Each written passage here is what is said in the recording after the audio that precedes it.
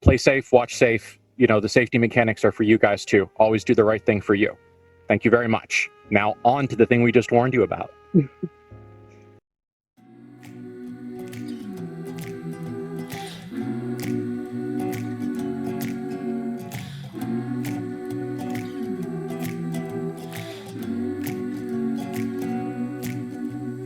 Little by little, piece by piece, I take back what's been stolen from me.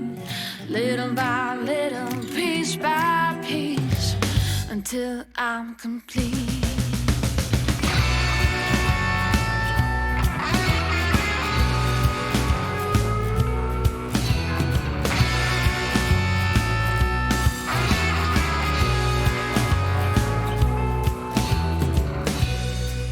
I got my eyes on you, and you got no clue what I'm supposed to do. I can't help myself.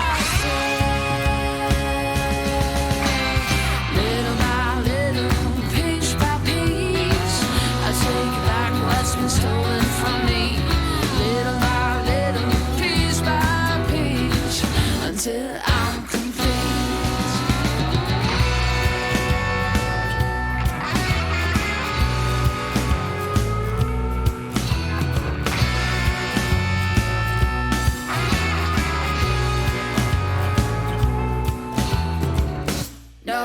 You wouldn't take what's not yours.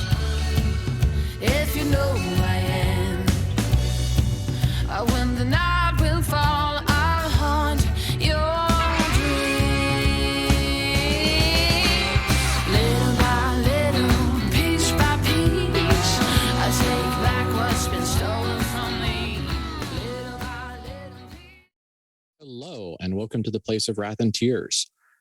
Just want to handle a very brief amount of logistics before we get started. Last game ended with some extremely heavy scenes. And while we don't anticipate that those are going to be repeated, they may come up in conversation tonight. So we want to re-stress our warnings, our content warnings. There was sexual assault at the end of last game to a third party that is not in this game right now, but it might come up in conversation, so please calibrate your own comfort as you would like. That's the bookkeeping. You know, you can't flag stuff too many times, really. I'm sure technically somebody could, but not here, not tonight. So when we had our last game, Clara and Matthew were driving back to the Tropicana after a very late night that it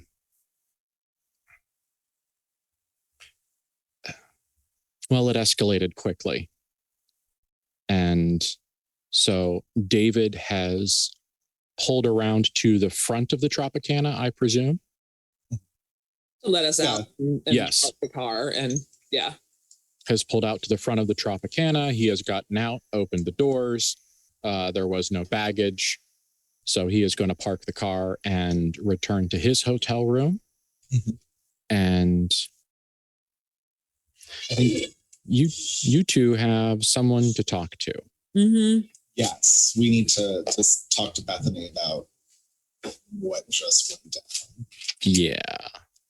If she's asleep, should we wake her?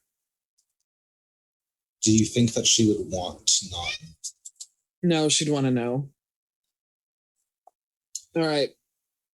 Upstairs, get a drink, talk to Bethany, and we'll go from there. Maybe 2 drinks. Yeah. So he's not going to power walk, but he's gonna briskly walk. Mm-hmm. Yeah. Like he's not wanting small talk in the hallways, sort of feel right now. Yeah.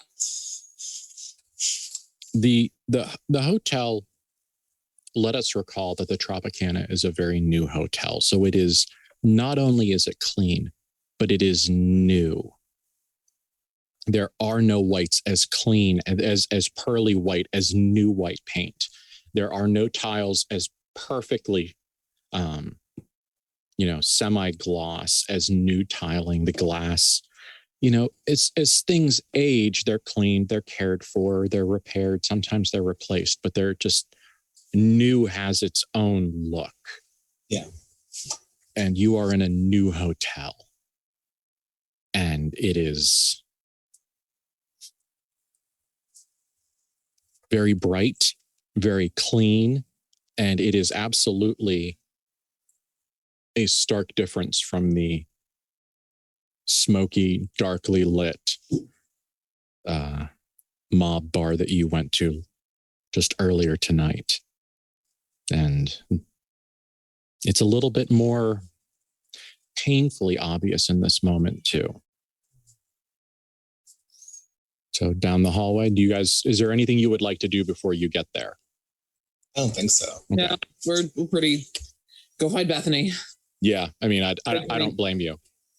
Clara, right. get out of that dress, like just divest herself of everything that just happened. Mm-hmm. Take maybe a very long shower. Yes, after we talk to Bethany. Yes. Okay. Then let's get to it. When you come to the room,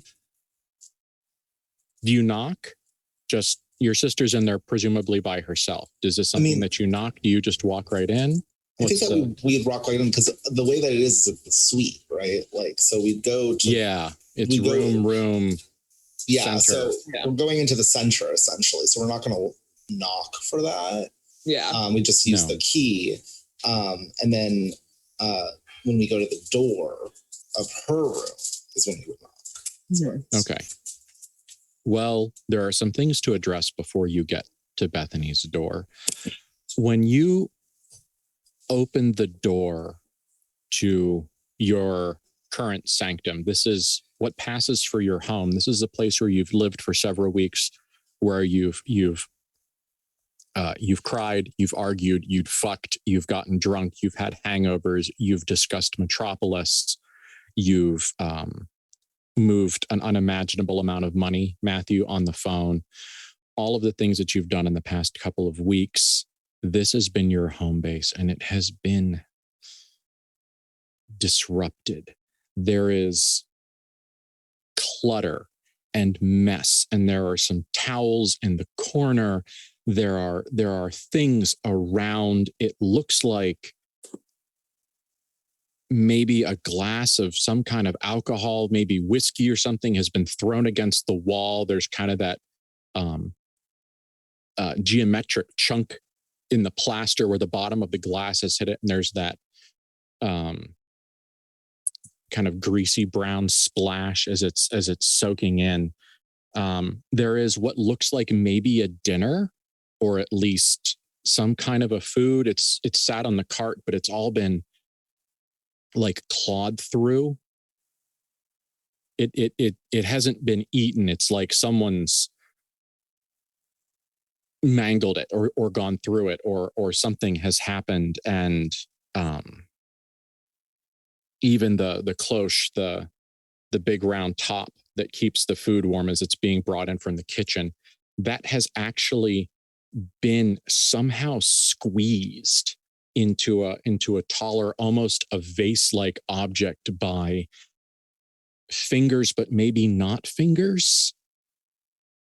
It kind of has the vibe of this motion, but it's the wrong number of fingers and it's the wrong size. There are papers everywhere. There is there's a paper bag, maybe like a grocery bag. And it is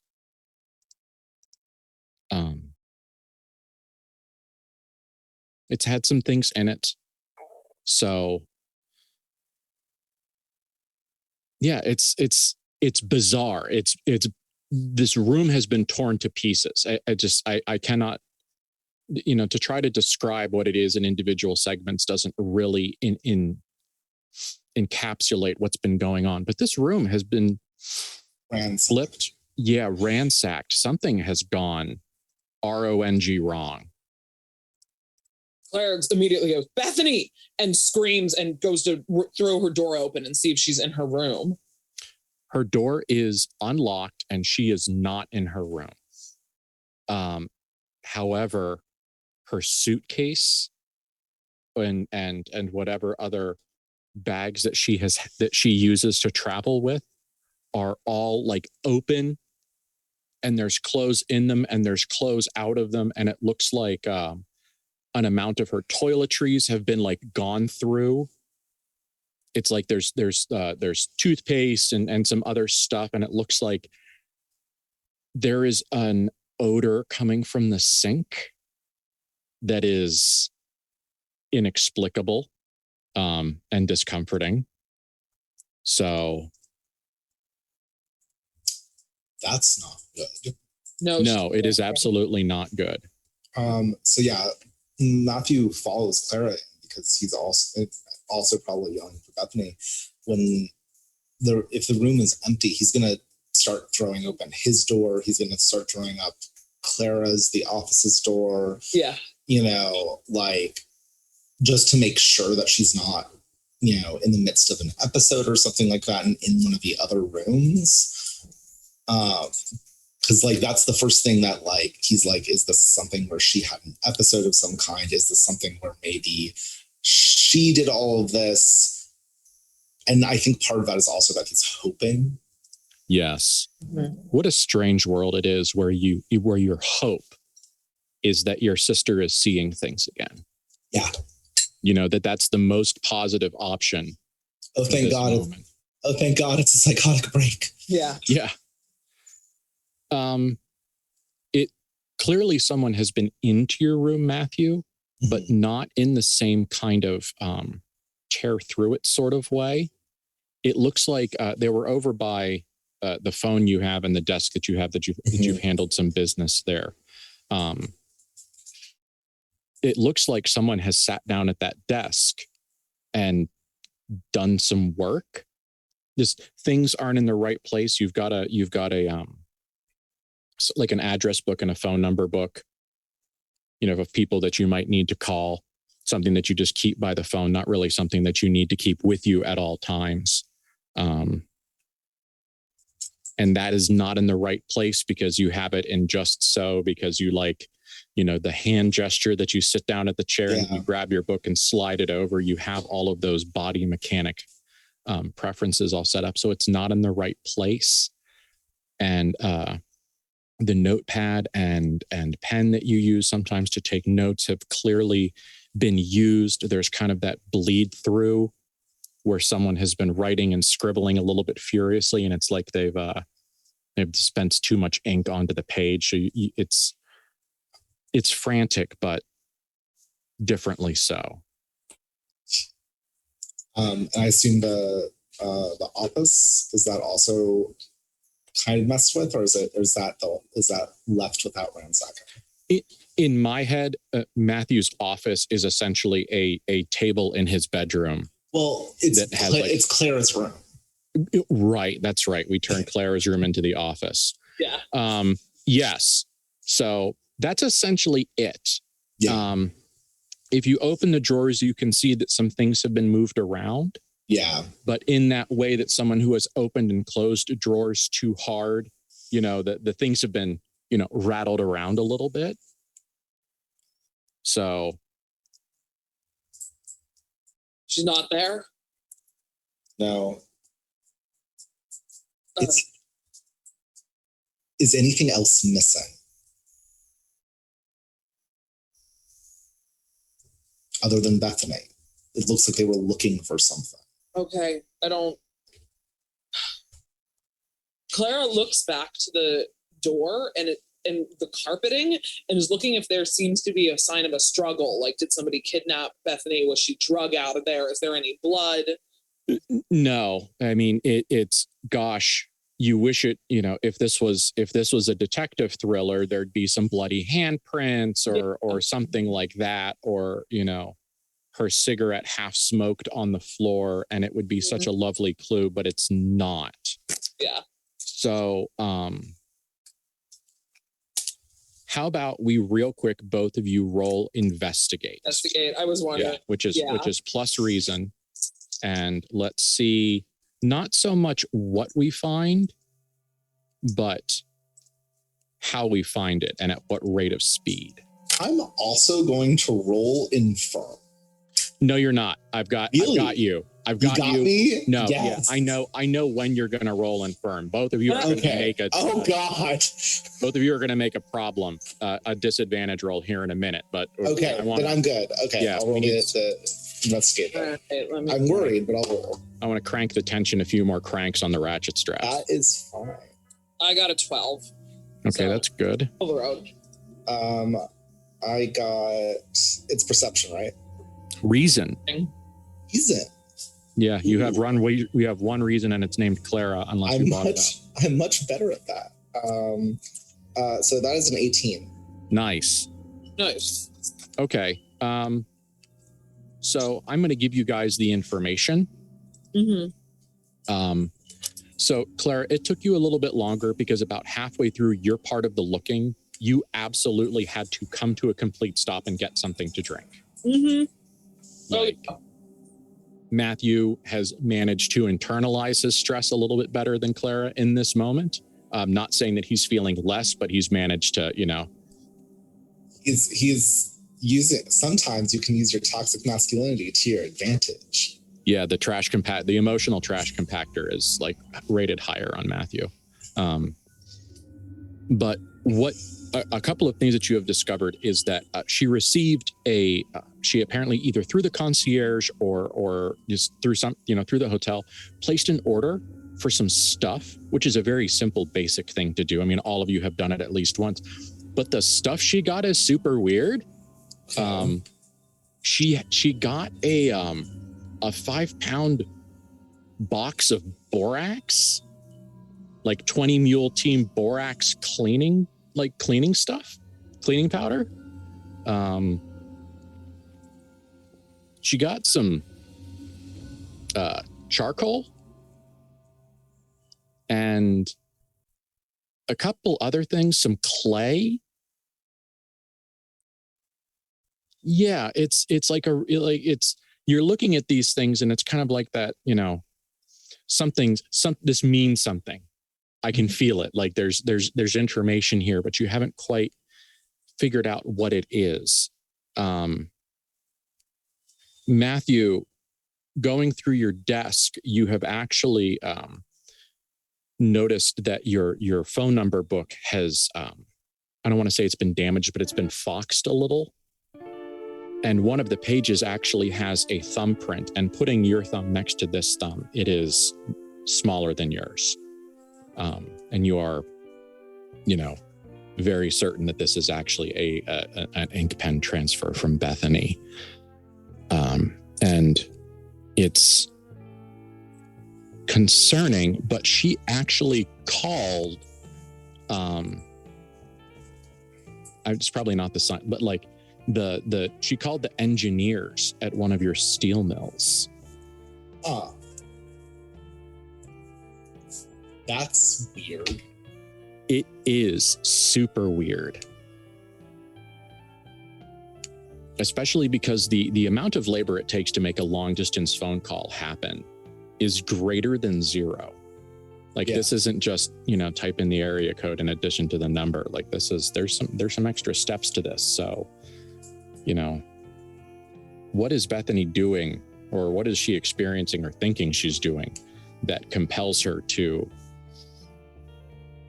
essentially, how late is it? Dear God, she got somebody out of bed. If she talked to somebody, she got them out of bed. Oh, yeah. Okay.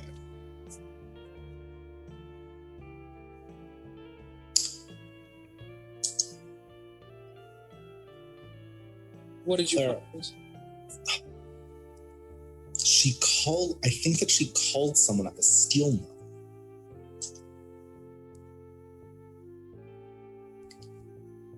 I mean, she was working with the Metropolis metal, but that's not like skill. No. She has her books. Does she? Does she? She writes Clara, books, you think right? you saw some papers or something in the bathroom, but you haven't really gone in there yet because Matthew started talking to you like he found something. Yeah. Clara takes her drink and heads back into the bathroom. Goes, no, I don't know that she does. Let me look. I meant in general, but I was going to say that we should look at see if they're here. Mm-hmm. Yeah. She did bring some literature and reference material, but what exactly? You know, she doesn't exactly have to sign it out. I kind of generally assume that Bethany's special reading material is the Bethany thing. So like Matthew's like, she has her stuff that she looks at. We should look at the stuff that she looks at, because he has no idea what actually is really in them. Yeah, it's her emotional support Necronomicon. You're not entirely sure what's actually inside it. I also don't know where she keeps it or where she kept it. So, well, no, you don't. Yeah. Could you ever imagine you don't have a reason to go through your sister's stuff, nor do you really. That seems like a bad life decision. Regretfully, in this moment, you don't really have cause to make Bethany show you everything she brought. So. Yeah. Clara, you find a mess, a bad mess. Thankfully, it's not a bloody mess. It's a burnt mess. You almost think like for a minute that Bethany had smoked 5 packs of cigarettes and then tried to wash the overfilled ashtray out in the tub.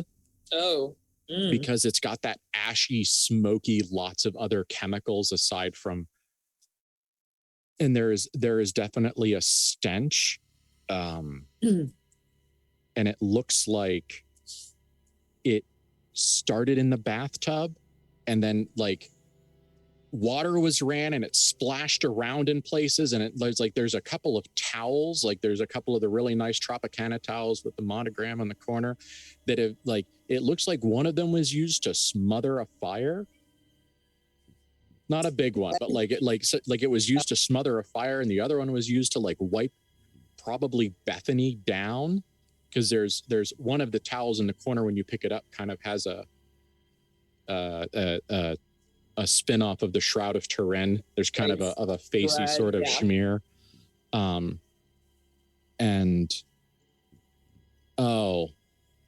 there it is. One of Papa's books from the basement is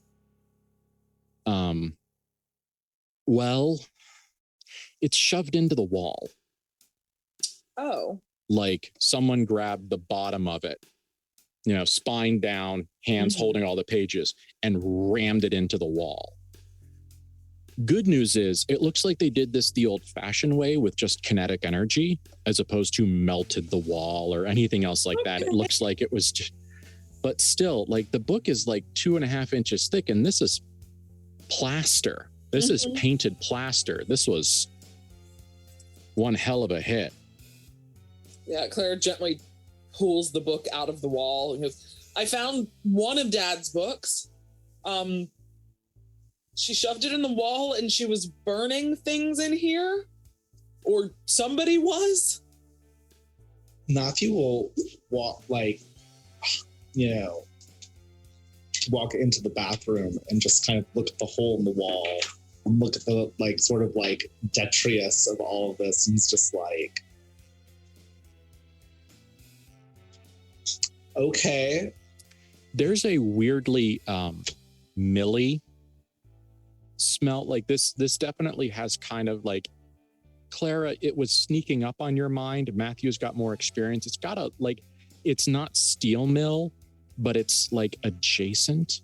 There's that metallic chemistry heat sort of smell.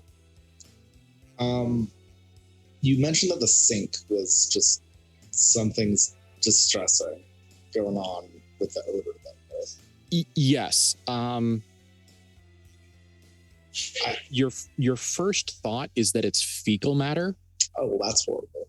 until like, you know, you get kind of like a set of logic where you're like, if this was actually human feces, the smell of it would have driven us out of the room. Yeah.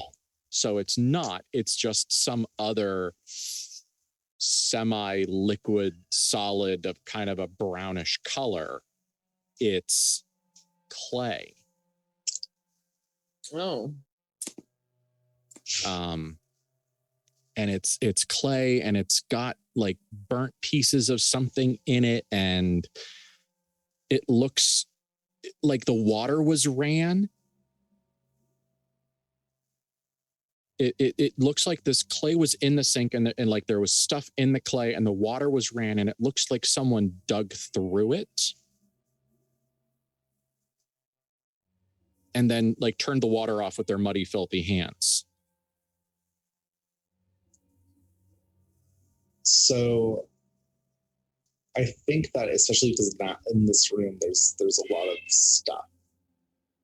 I'd like to use magical intuition. Sure, roll it.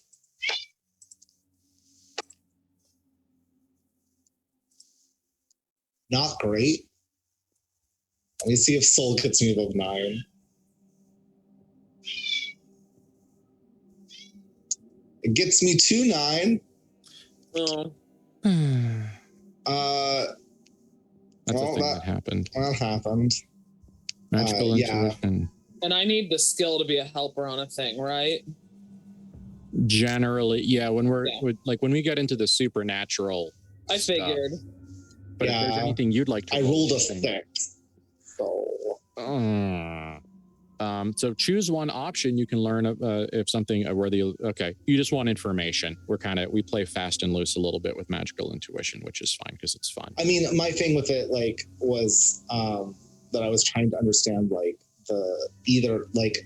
whichever made more sense, which was like, does this clay and stuff like that have like a magical nature, or like where's the illusion, or has the illusion weakened in this area? And either would be fine. It's just, I'm not sure which is the better option in this case. Yeah. You know how when you start to sneeze, mm-hmm. and like the biomechanics of sneezing start, and then you're interrupted. Yeah. And so you kind of like it, for me, it feels like you've got like a piece of electricity stuck in your spine, and like your whole body just kind of like, just feels, it's that, but magical. It's that, but supernatural. It's like something tried to happen here, and it just didn't go. It didn't do the fucking thing. The souffle didn't rise. You know, the souffle didn't rise, the meringue didn't whip. It didn't do the thing. So it doesn't feel good. No, like Matthew basically kind of like looks at the clay and then just kind of does like one of those, like, if you've ever had a situation where you have like a sudden like heavy shiver. Yeah. Like it's that sort of thing. It's just like, yeah. Clara shoots her drink and then marches out of the room, pours herself another, and pours Matthew one and brings it back. Matthew will take it gratefully. Yeah. I have a weird idea. Go for it. Hit me. Let's get weird. Forbidden inspiration is when you dive too deep in your art, you can be inspired by the truth. Clara doesn't think that somebody kidnapped Bethany. She's really like hoping not. She thinks that that Bethany did a thing and it somehow went really wrong. So she is going to start to try to embody Bethany. She's doing the weird detective thing of like, I will take on the victim and figure out where they went through the room, and trying to march from Bethany's room to the pages to where the fire happened, and then back and what happened in the very front room. And she's just trying to, in her head, figure out any sort of timeline by pretending to be Bethany. Starting. That is so fucking cool. I am trying to find Forbidden Inspiration because that was your suggested roll. So I'm trying to find it so that we can start from the same square one. I love that. And it's going to work, or at least going to give it, we're going to let the dice get involved in the conversation, because I love that idea and that fits with so many things that we've talked about. Like, okay, Forbidden Inspiration, where the hell are you? It's on page 82. 82? In the advantages, yeah. Boy, I was 20 pages off. There's more advantages here than I thought. I'm looking at the player's guide, though, so maybe different number. Yeah. Okay, well, how about you read it out for me? So, Forbidden Inspiration, wherever you dive deep into your art and allow yourself to be inspired by the truth, roll plus soul. You can either choose two options, choose one option, or you have gazed too deeply into the abyss. Choose one option, but experience terrifying visions or encounter something horrible. GM makes some. The options are enticement, entice an entity to come to you. Visions, see through the illusion into a specific place of your choice. Or inspiration, ask the GM if there's anything strange or supernatural about the situation you're in. The answer will be revealed through your art. All right. You're going to need to roll. Thank you. First of all, thank you, Elon. Yes. You're going to need to roll one thing, and it's going to inform the second thing. The first thing you need to roll is addiction. Yeah. Because no one in this room is convinced that booze is going to do it. No. Oh, that's a 16. Really? Yeah. Okay. Now I'm real worried about the second roll. This will be fine. Now roll for Forbidden Inspiration. Now that you've lubricated her worry yourself. for her sister, because often it's her worry is taking over her brain enough that, like, I can do this once we get Bethany back. Yeah. But taking care of siblings and taking care of Bethany is more important than drugs. So just a little alcohol to, like, get there. Oh, that's a 14. Oh, wait. Plus soul. Plus soul. I think I have a decent soul. I mean, score. Not necessarily a decent soul. It is Clara. I have plus 3, so 17. Okay, cool. All right. Well, I hope you have your fake blood around, because clearly that's as good as you're going to get. It's just...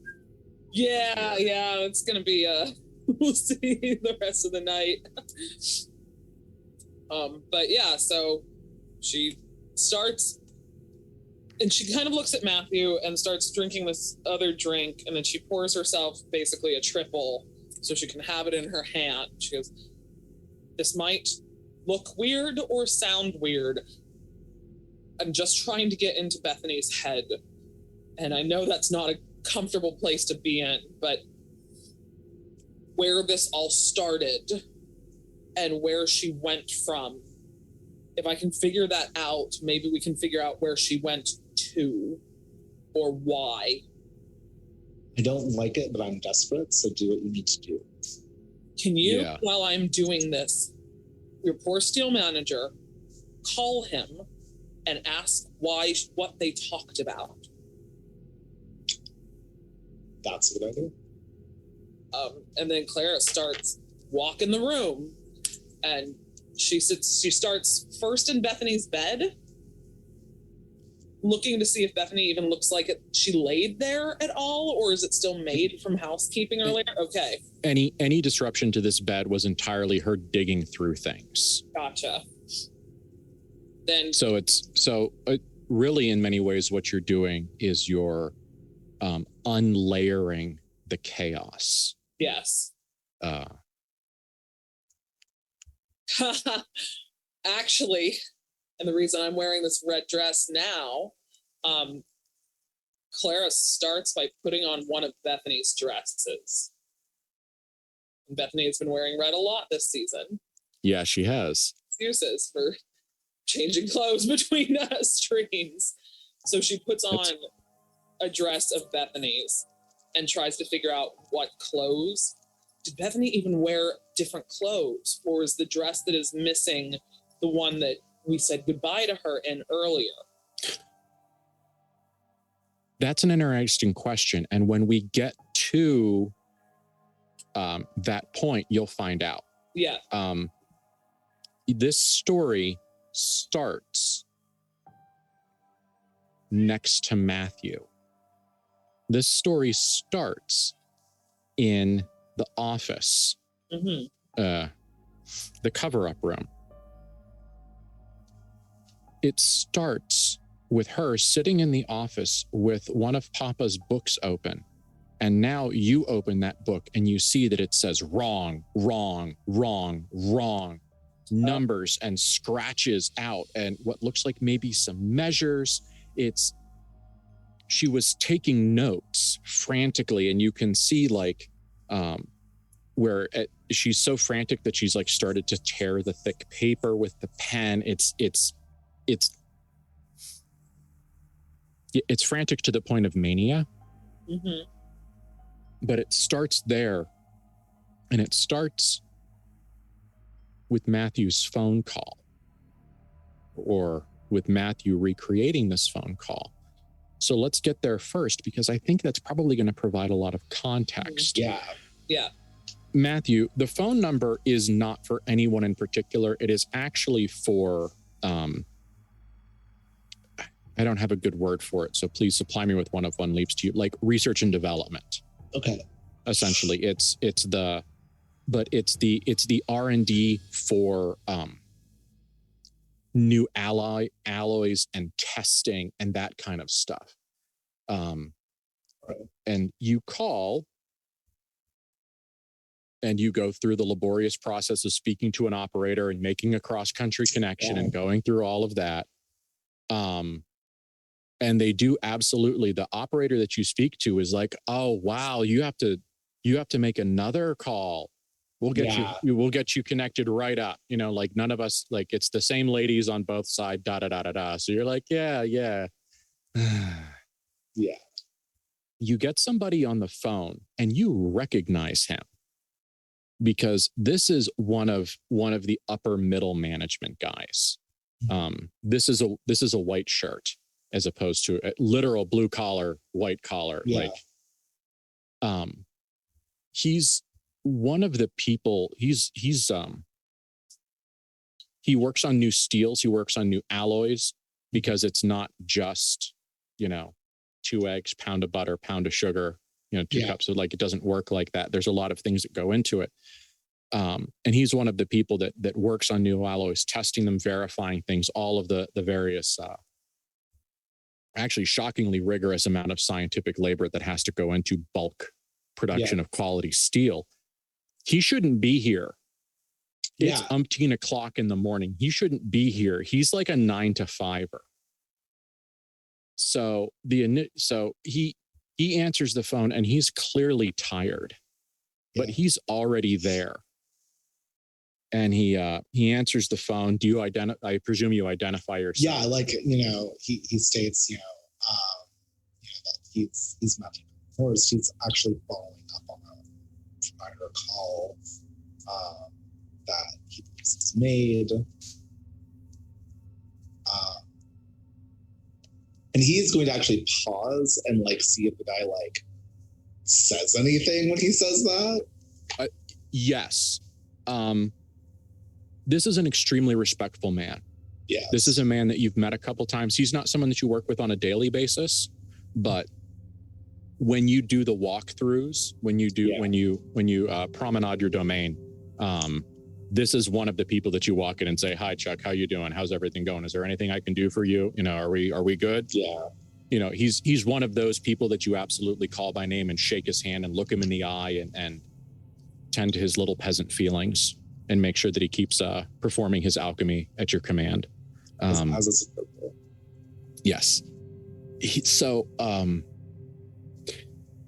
is trying to be very respectful, and so the language that he's using a little bit to begin with is that slightly circular, very social buffery sort of stuff. But essentially what he says is, "Oh my God, I am so worried. I am glad you are on the phone. Yeah. I got woken up in the dead of night. I got called. I got told I needed to come down here, that there was a Van Horst on the phone. They needed to speak to me. I presumed it was you. It turned out to be Miss Bethany. However, I do know that you care for your sister very much, and that I saw no reason to, well, she's frail, I think is probably the way he says it. Yeah. Kind of like, you know. And he says, so I didn't really see any fault in indulging her. I figured she was asking about things that she saw with your father, Mr. Van Horst, God rest his soul. And kind of, you know, so he's using a lot of that language. You know, he's putting a lot of the buffers of politeness and socialization around the words. But essentially, as she called, she asked me how to smelt metal. Like, how hot do you have to get steel to melt it? Do you have to use one of those big, like, could I make a small sized crucible myself? Could I get it that hot with charcoal? Like, asking a bunch of questions. And he's like, okay, she's trying to do something. Like, he essentially presumed, because once again, people with mental disabilities are often infantilized. And that happens to Bethany a lot. And that's actually something that Kate signed up for. Just side note. He presumed that she wouldn't do anything. Yeah. And I mean, what would you? That is certainly a presumption that Matthew encourages in his conversation. He basically is like, the way that he frames the conversation is also the same sort of social niceties and things like that. And essentially dials down to, you know, thank you for patronizing my sister in this way. Like, she, you know, I understand that she called at like such a late hour, and I wanted to make sure, you know, to understand everything that she, you know, asked of you, so that I can make sure to, make sure that that's, you know, noted in the fact for, you know, compensation going forward, because you've always been such a good friend to the family, like that sort of thing of like, yeah, you've gone above, like basically he's making it as if he's trying to find out exactly what was stated so that he could better reward him for like being a upstanding, you know, gentleman to his very frail sister who totally hasn't made any smelting materials here, because that would be wild. And kind of going through that, but in doing so, trying to get as much like sort of information, like, okay, this is what went on. Yeah. Essentially, what he tried to do was to over-explain the process to her, to essentially baffle her with intellectual flack.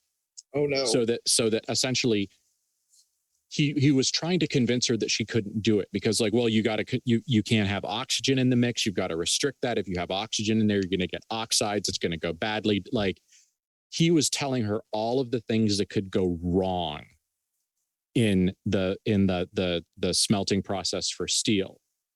Okay. But you're like, okay, not knowing anything, explaining to her all the different ways that I'm happy to give you information, but also understand you won't be able to work with it or to action on it. Pretty slick maneuver. Yeah, no. So guy gets a gold star. But absolutely, Bethany grilled him on how to smelt metal, like how to melt steel, like how hot does it have to get? What fuels can you do that with? Da da da da da. So yeah, that leans us towards the needing to work the Metropolis metals. And okay, are we ready to switch to Clara? I think so. Okay, Clara, the understanding of that phone call locks you into Bethany's mindset the same way the intro music to a musical, like when you hear the first intro music to a musical you've done 100 times, how you can, like, you know, you hear the beginning of the music and then the entire script and all of the songs just pour out of your head. And it's like that. As soon as you go making a crucible, doing this, boom, you're not sure if you're Bethany, but you're an adequate simulation. She grew up with Bethany. She knows her sister. She knows how smart she is and how frail she is. But yeah, this is a character she studied her entire life. Yes. And now it all becomes clear. The ordering of the things, the phone call to the concierge requesting strange things like fire hardenable clay, like borax, because apparently borax is used as flux for bonding metals in certain circumstances, or it can be used, it's got some uses. And, like a bag of charcoal and a little like, squirt bottle of kerosene or some sort of lighter fluid, 2 boxes of matches. She was making a crucible. But also, this is probably, you can feel the point that this is where Bethany started to go from person who was intellectually trying to improvise something they weren't particularly sure how to do into someone who was experiencing mental health struggles.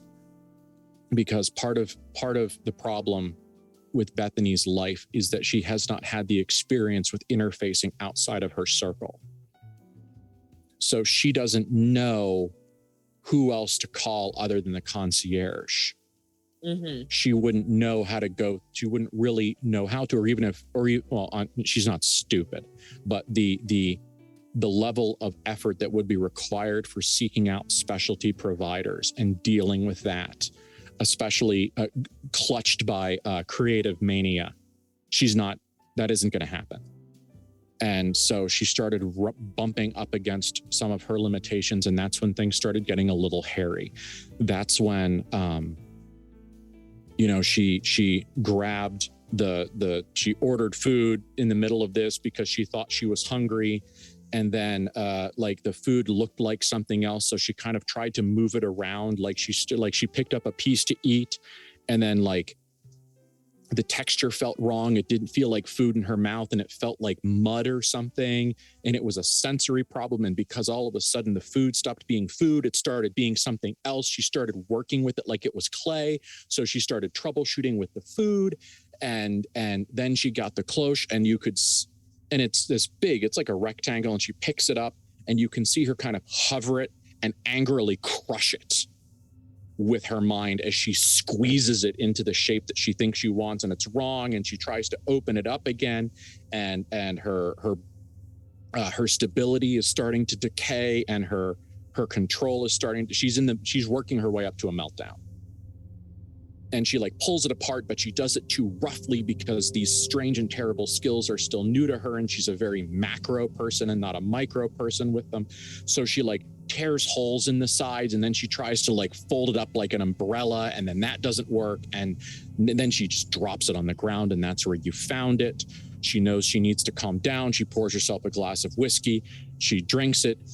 There was still food in her mouth. Her hands are dirty now, so the glass doesn't feel right. And you don't know what it is, but there's starting to be some kind of a sensory breakdown. And now the lights are too bright, and she can smell things, and she can hear things, and there are things going on. And Bethany, you need to get outside. That's where you need to be. You need to be away from all of this. There are too many people around with too many thoughts and too many things, and you keep getting distracted, and you have to get out and away. And that's the right answer. So what you'll do is you'll just make all of your stuff, and then you'll make it. And no, you shouldn't go walking out into the desert at night. That's crazy. You're crazy, but not crazy. You're just crazy. You're okay. And we'll just try it. We'll put it all together, and we'll see what happens. We'll try it in the tub, and if there's a problem, we've got water. So she goes and she makes something that isn't a crucible, but maybe could possibly be considered a crucible in dim light, it's clay, and you could work with that, but clay isn't refractory cement. And it's unfired, and she's not well enough to understand, to troubleshoot the differences that she's seeing.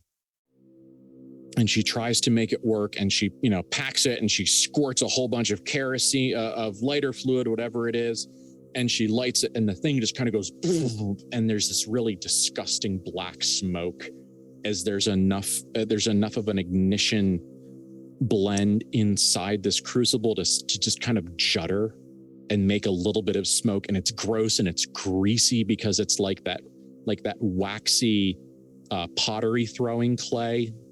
So it's got some additives, and it's a disaster. And she turns on the water and she puts it out, and then she's got the book and she's looking at it, and her hands are filthy, like she's filthy to her elbows now, and the book is floating in front of her, and she's just so mad because nothing's working, and Papa never took any notes, and even though he loved her, he never actually really helped her with anything. And the book slams shut and it jams into the wall, the same way someone would angrily jam a book onto a shelf. And then she picks up this big mess and she digs through it, and she turns on the water in the sink because she doesn't want to bend over in front of the bathtub anymore. And she digs through it and she picks out all of the little dead, immobile, were they ever really alive, the metal Metropolis maggots out, and she picks through it like an ape picking through their partner for fleas, and puts them together. And then she realizes that things are going to be hot, and she's going to have to go into the desert because that's just what's going to have to happen. And so now she's getting pants.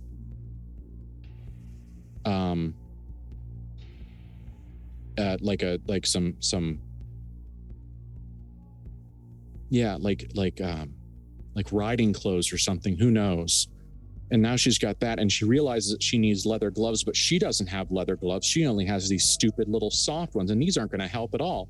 And Clara doesn't have any, but Matthew, I think, has a pair of driving gloves. So then you float back into Matthew's bedroom, and you don't have to tear things apart in here because you don't need his clothes, you need his driving gloves. That's an accessory. Where does Matthew put his accessories? And all of the drawers clang open at once. And she looks inside them, and they clang, and she finds the glove and she takes them out. And now, Matthew, you understand what's happening. You see the little of mud and failure and stress on the handle. And so now Bethany has one of the shopping bags, and it's got a pillowcase in it. We don't even know why. It's got a little bucket of clay that's now half open. Charcoal, she just tips it in because she tore the bag open too much to carry. She's got all sorts of stuff, and she opens the door, and scariest of all, like, this is all scary. This is all very nerve-wracking. This is your sister. You love her. This is terrifying. Mm-hmm. She is in the depths of some kind of at the very least, a mental health episode, if not being directly influenced by supernatural forces, either within or without. Like, this is a layer of this is a tiramisu of problems. The part that scares you the most is right when you kind of drop out of this method acting moment, is the way she pauses and sets her shoulders and picks her head up, because Papa did that when he was about to go do something very hard. It was the exact same, like, it was the roll of the shoulders and the, like, essentially like recalibrate the skull, find where you are in the middle of it, straighten your body out, make sure you're walking straight forward. She does, she assumes the Van Horst posture in many ways when she walks into the desert. And that is the worst part, because a scared and confused Bethany is probably 20 feet outside of the door. A Bethany with a plan could be anywhere.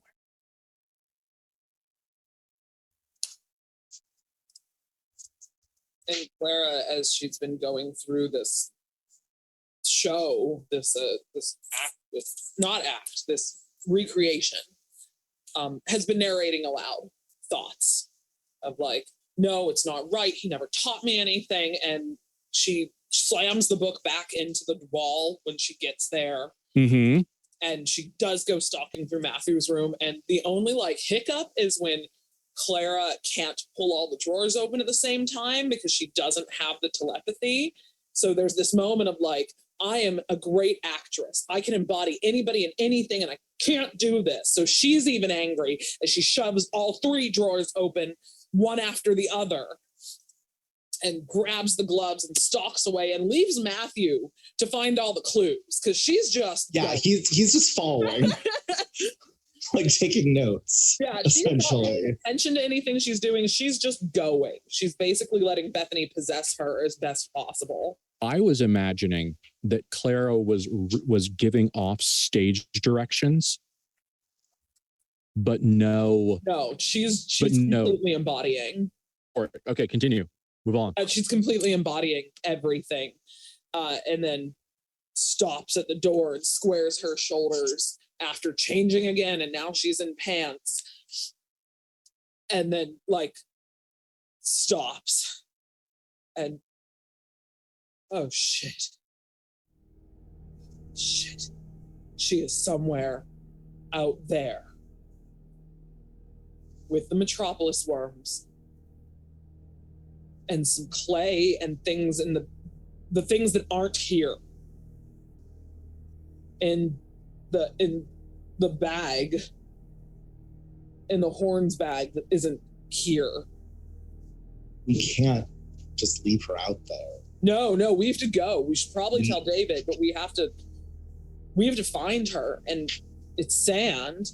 I don't know how long ago she left. I don't know if there will be a trail. If anyone can track her.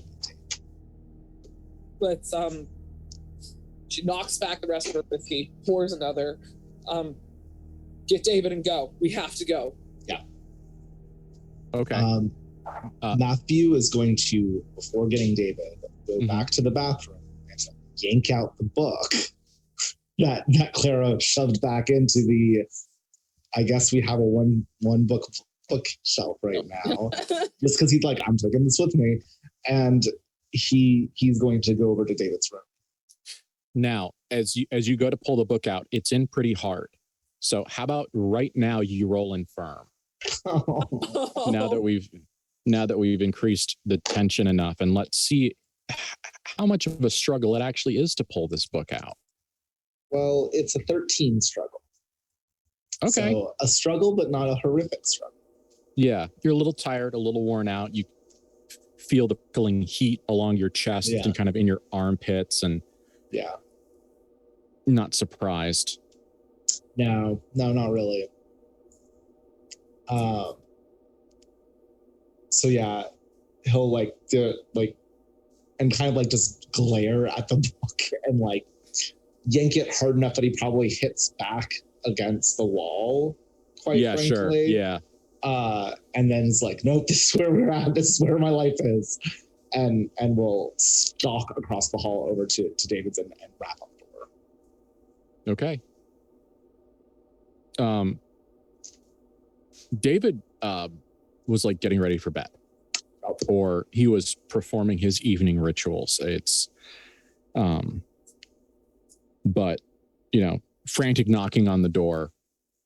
He opens it, and like you can already see that he's already starting to attenuate.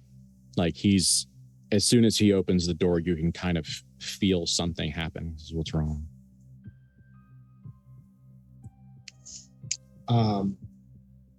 Yeah. So when he sees him, Matthew's just like, Bethany's having an episode and she left. We need to find her.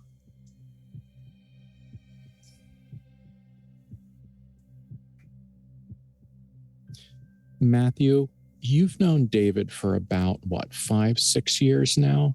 Yeah. He was a replacement bodyguard for one of the Osghouls that your father summoned and bound to your service because your family was totally healthy.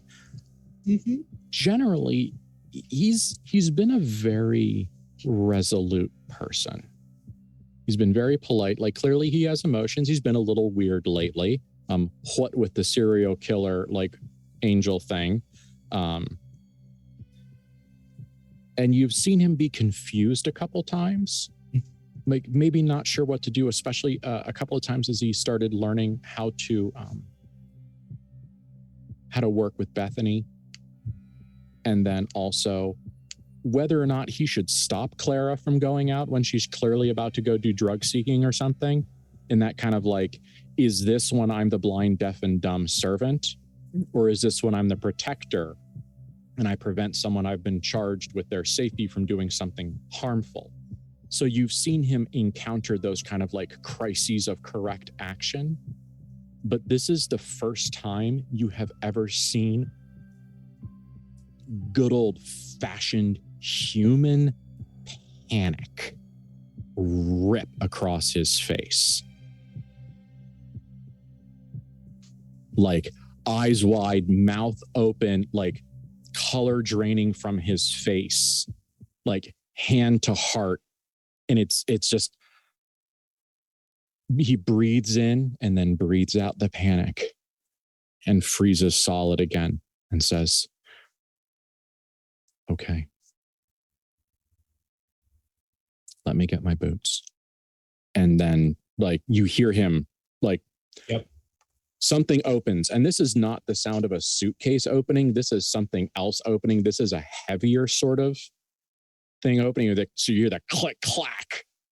And it takes a solid like 1 minute at most. And David is back outside with a jacket. Like, he's still wearing his undershirt. So it's undershirt, jacket, the pants he was just wearing, and now a pair of military leather boots. Combat boots that have now been laced up and his pants have been tucked into them. Matthew's basically treating this as like, this is why he said the things that he did. Like, he knows how David feels about like the protectiveness of David towards Bethany, and he's 100% like, yep, this is what we're supposed to do right now. And he will look to see if Clara is coming out as well. And basically we'll just, the moment that they're both, with him, just start leading the way, because we're going to go to the car. We're going to figure something out. And he will, as he's walking like towards the elevators, he will say to David, do you know how to track? That is an uncomfortable question for David, and clearly he wrestles with something for a minute. And he says, we can probably track her. And we'll need you to do so. Yes, sir. And this is one of those moments where I said that how biddable David is dependent on how you acted. Like, in the video game version of Wrath and Tears, this was one of the things that like this was like the green conversation option that you earned by doing things earlier. And he says, yes, sir. And he goes into the room and he doesn't sniff. This isn't a feral thing.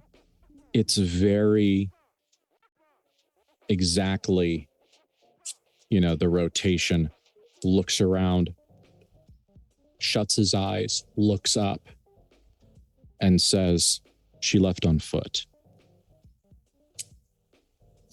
And David leads you down and out.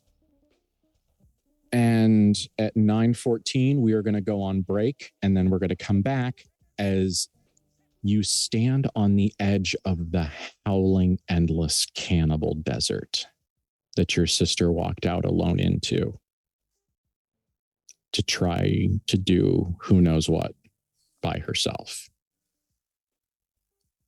So when we get back, we'll experience the desert as a team. So we'll see you in a few minutes. Okay.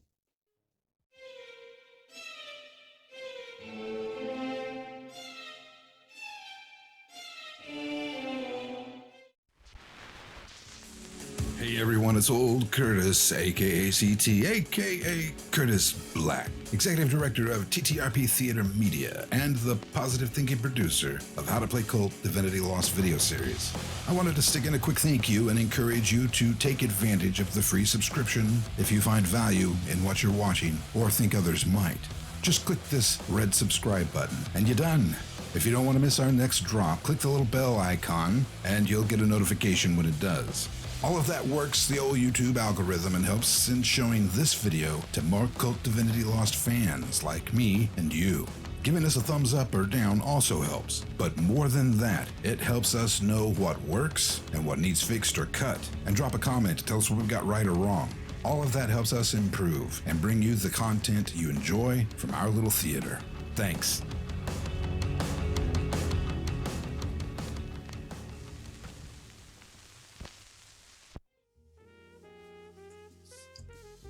All right, welcome back. We are at the edge of a desert. Looking for someone. I am not going to describe everything David does and then have you two kind of follow behind. That doesn't seem like good TV. So I will get us started on that way, and then we will have experiences. David says something under his breath. It's something that he's said before. Matthew, you remember him whispering these 3 words to himself right before he got into the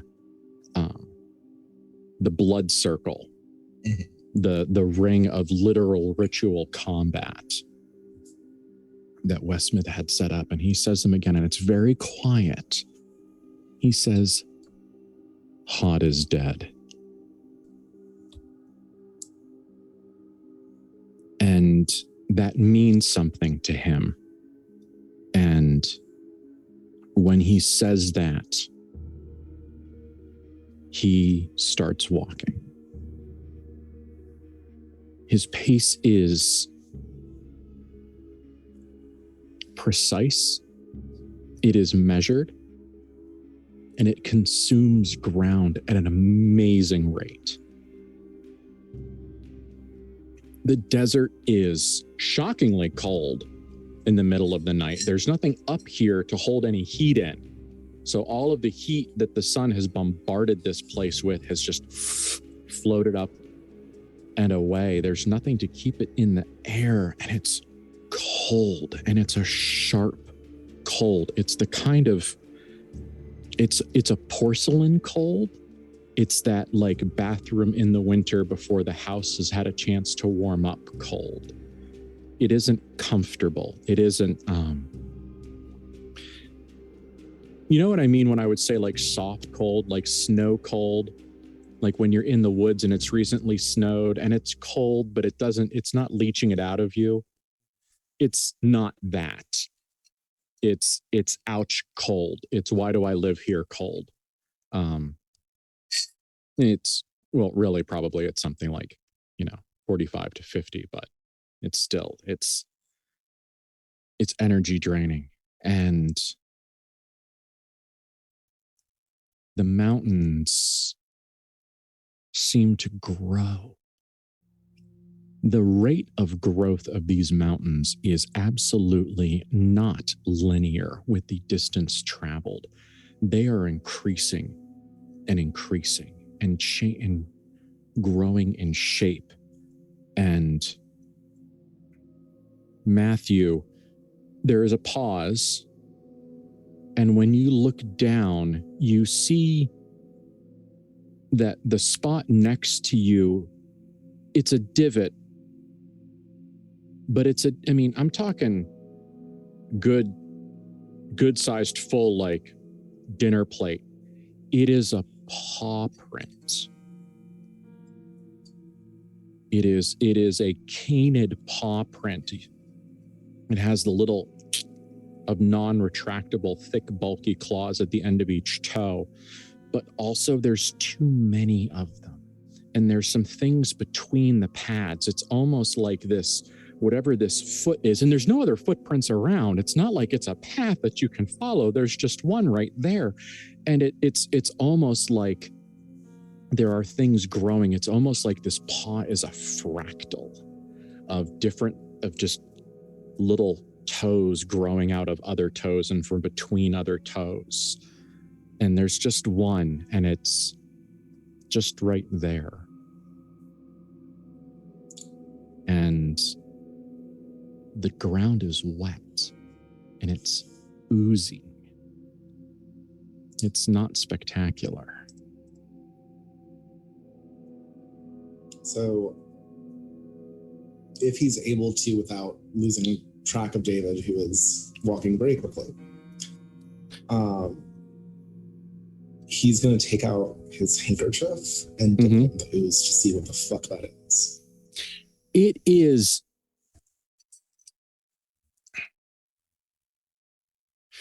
It's dirt. Like, it's really, really wet dirt. It's dirt it's that spot where it's rained and the dirt is about to turn to mud and it kind of squishes up everywhere. But the thing that gets you, Matthew, the thing that really, just even as you bend down and pick it up, is it's a dangerously appropriate word considering everything that's happening. It's fertility.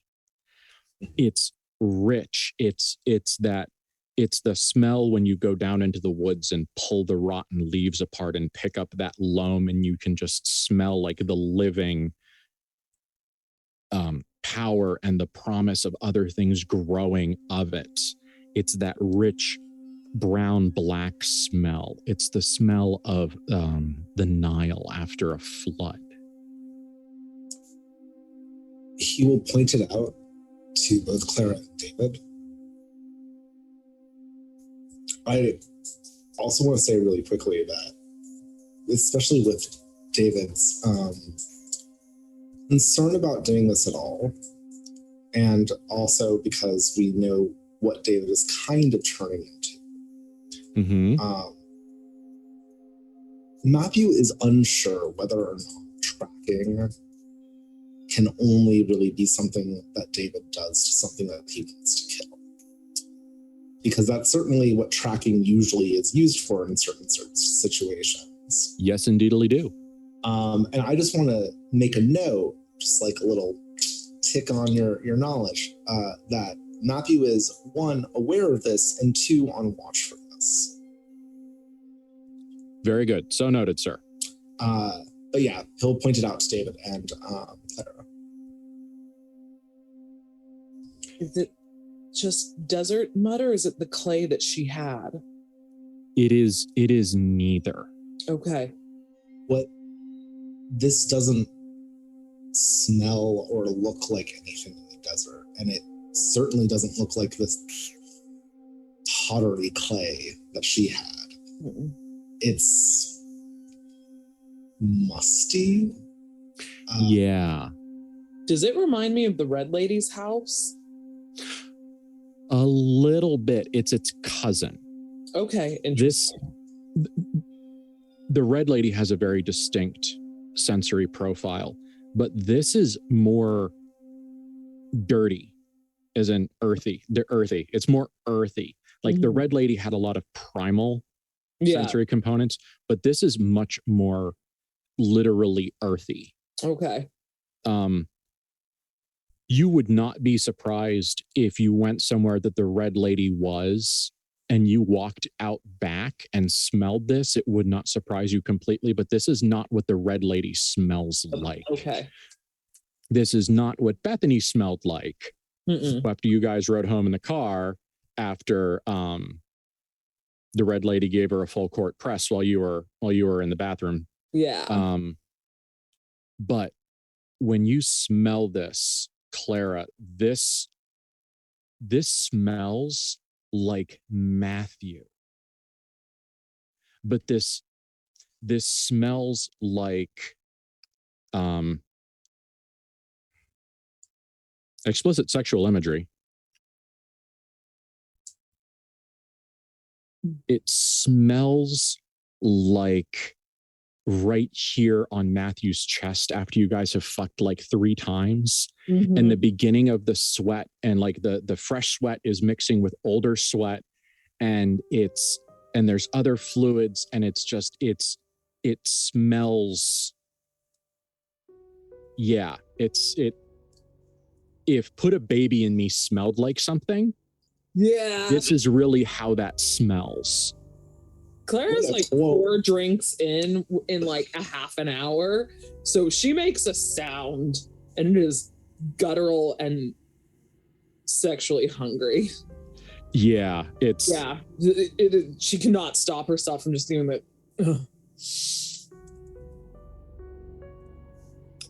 This smells like you, Matthew, or what you smell like to me.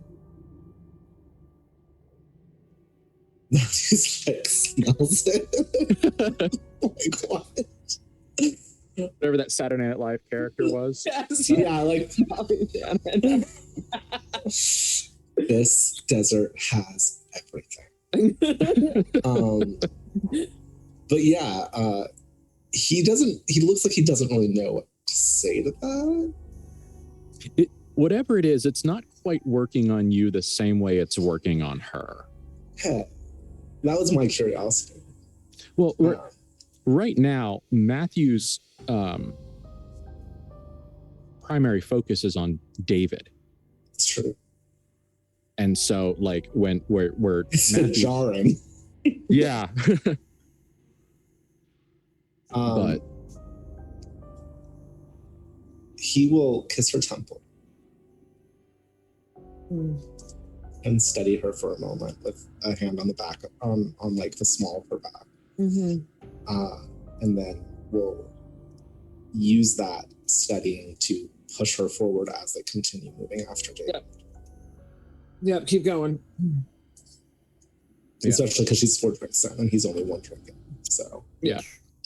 Clara, for better or for worse, you are actually fairly used to containing your unsettlingly endless lust for your brother.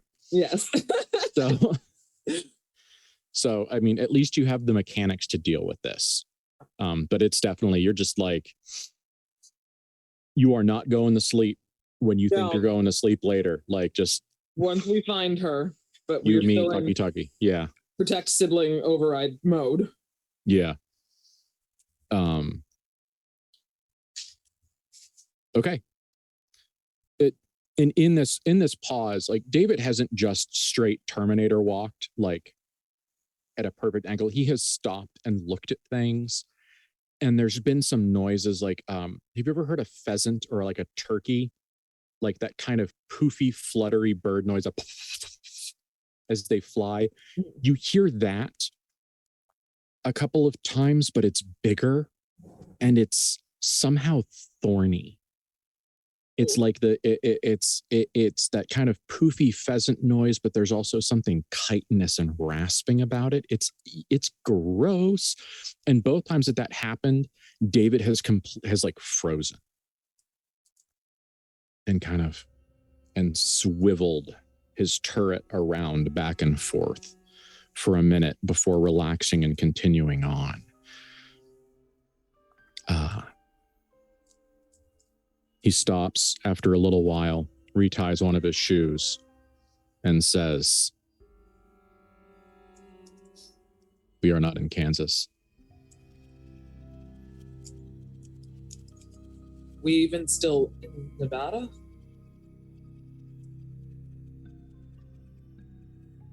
I wouldn't put any money I needed to pay bills with on it.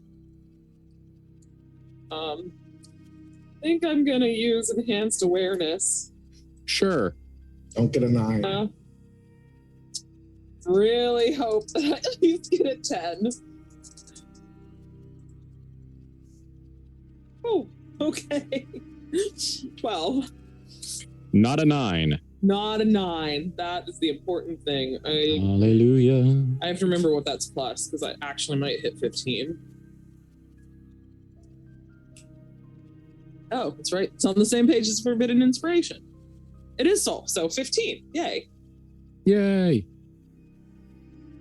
Okay, so what does that? Clear details regarding the location. When you focus your senses at a location where the illusion is weak, roll soul. On a success, you have visions about the place and may be able to speak to entities tied to it. Yeah, okay. So does it give you a list of options as I scale down to try to find the page? It is still on 82. At the very top. It doesn't. It just says 15 plus. You discern clear details regarding the location. Okay. There we go. And enhanced awareness. You discern clear details regarding the location. Okay. Well, the assertion that you are not in Kansas is very true.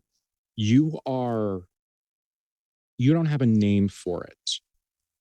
You are, when you went to Inferno, when you had to go down into the terrible basement below the basement of your house, and you had to kill and defeat the damned souls that were trying to be you, that were trying to be Van Horsts in this terrible mockery of the capitalist hellscape at which you stand astride. You thought that maybe that was the unmetropolis, that these two places are in opposition. But now here, with your eyes open, you realize that those were two different civilizations. That Inferno, for all of its terrible mayhem and destruction, was still a place that was built. This is the opposite. This is a place that has been unbuilt. This is unbound. This is the place in the middle of the woods. This is the darkness at the bottom of that little hole on the side of a creek bed that whispers, "Put your hand in me. Put your hand in me. See what's in the dark." And you know that there's something down there that's got teeth or beak or claws or poison or grasping tendrils. And this is... nature isn't a strong enough word. This is wilderness, unbound, animalistic, red in tooth and claw. Wild. Claire shivers. She is a city girl. She hates everything about this. No, we're not. If there was any opposite of what a city or metropolis or civilization is, this is exactly that. And there are things here. I know we could hear them. I know you know that there are things here, but there are things that will hunt us or eat us or tempt us here. Clara, everything here wants to run you down. The only difference is what they want to do to you when they get you. Yes, it wants to. All of them want to hunt us. It can fucking try. We should stay close and we should keep going. If something grabbed Bethany.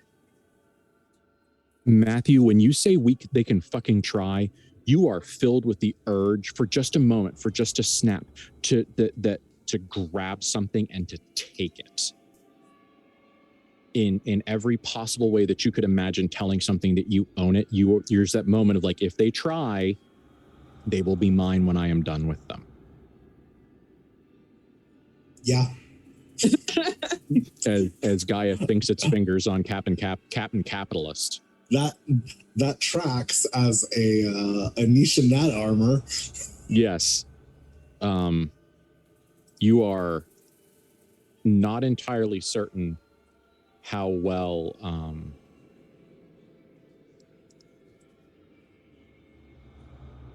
your self-control is a little shaky, fuzzy. Yeah. It's.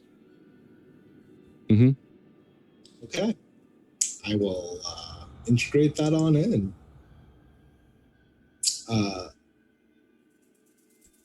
Matthew will stick closer to Clara after all of this, and likely is going to be, whenever like she lags or anything like that, he will reach out to her and hold her.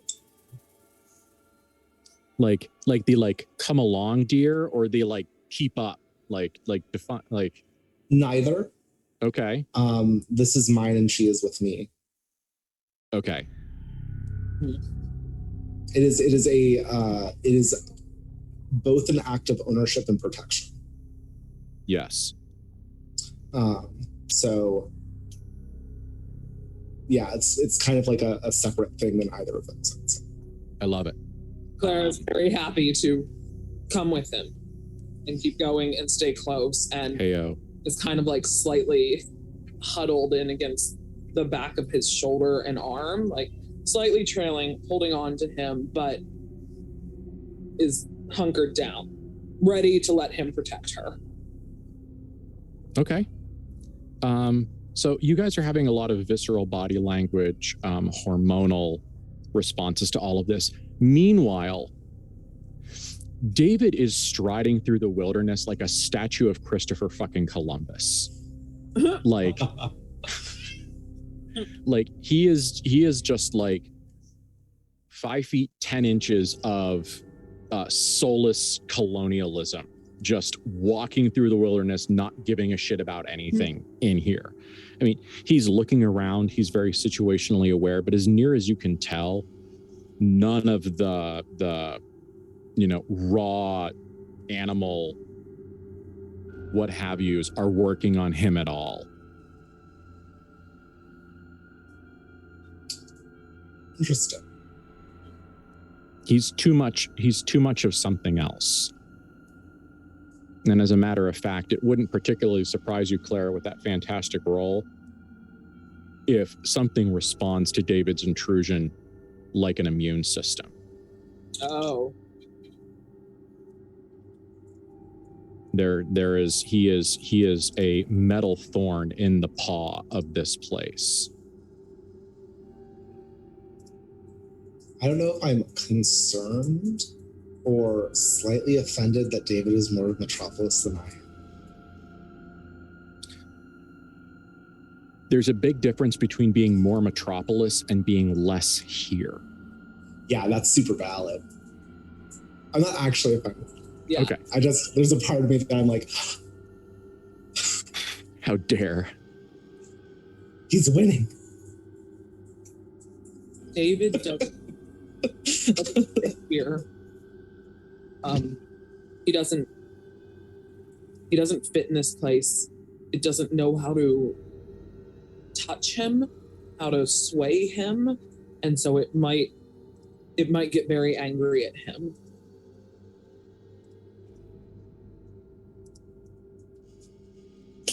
Going, but just a warning. I think that he's prepared to be attacked, quite frankly. So I'm not going to distract him on it. But it's something for us to be aware of. Yeah, David does exist kind of in a perpetual state of ready to throw hands. So yeah, that was sort of his viewpoint. Yeah. Have hands, we'll deliver them to all locations. David, did you bring a second gun? I didn't bring mine. I was too much Bethany and looking for her. I didn't think to bring it. This is really the first time that you have seen David really far away from the center of the illusion. Mm-hmm. This is, I mean, like, even when you went into the hospital, that was a place that relied heavily on the illusion to maintain what it looked like, and the way it interacted with the illusion was a large portion of how it defined itself. This is a place whose relationship with the illusion is the same relationship that a cat has with a pair of shoes it doesn't like. Like, it pisses on it and walks away haughtily. Mm-hmm. And when David turns, like, he stops and he turns around as you start talking and ask him about a gun, and he makes he makes a gesture and he like holds his jacket open, and in one ways it looks very simple, but in another way you see him reach into his interlocking clockwork breastbone and peel open one half of his chest, and inside where there should be lungs is a press, some little cylindrical something, and in perfect imitation of a heartbeat, you see a little bullet slide out of something that should be a vein. And when he takes a breath, a little brass something comes out of over here, and it gets stamped and shaped into the brass part of a bullet, and pressed, and then you see maybe blood, like black oily something, squirt into it, and it's pressed, and then he pulls out what looks like a very normal KULT 1911 service revolver, which is the service semi-automatic. 1,000 pardons. It's the sidearm of World War II. Mm-hmm. It's the gun that the U.S. military has used for an extremely long time. It looks normal once he pulled it out of like the biomechanical rig that it was sitting in and being lubricated in and everything else. And he takes it, does a little bit of a gunslinger flip, and hands it to you grip first. Thank you. Clara takes it as somebody who has practice and shot on ranges many times, keeps it pointed down, but her hand is on it and ready to be drawn up and used at any point in time. It smells like cordite and Menses. Yep. And even as he just like closes his jacket, clearly he wasn't expecting you to see all of that. Like that was like, he was way too casual about all of that. Mm-hmm. Even as he's like closing his jacket / rib cage, you saw little things wriggle out from between what his ribs used to be and start like into the spot where the gun sits in his body and start to twist themselves together. And you actually think you can see something slithering up like a barrel. Does just Clara see that? Oh, no. Both of us? It was both of you. Oh, that's wonderful. Mm-hmm. Thank you, David. That is immensely useful. Hopefully we won't need to use them. Mm-hmm. Thank you, David. Safety's on the left. Point and click. It will have a kick. I got it. I'm shot before. This is fine. This is fine. I don't know if David realized how much violence Clara was getting into back in Pittsburgh in the last 2 years. So she looks remarkably comfortable with this weapon. Yeah. So when he hands you this weapon, Clara, you address this firearm with a staggering degree of competence, right? You make sure the chamber's clear, safety, da-da-da-da-da. Yep. Yeah. Doesn't point it at a single thing she does not intend on shooting. Yeah. Matthew, how do you feel about something that's yours becoming that much more dangerous? It makes me want it to be mine more, because if a weapon is, if I have, let's I don't know, let's say a nuke. If someone else has it, that is very bad. But if I have a nuke, that's very good. Okay. So that's sort of his viewpoint on it. Like, so the more dangerous David becomes, the more he wants to make sure that his hold on David is sanctified. It is not that way right now. No, it isn't, and that's a problem. Yeah. So, Matthew basically, as that's going on, his sort of things is basically just, in the back of his mind, how do I more fully make this mine? Is, which, to be fair, in the context of also where he is with the influences on him, is only more.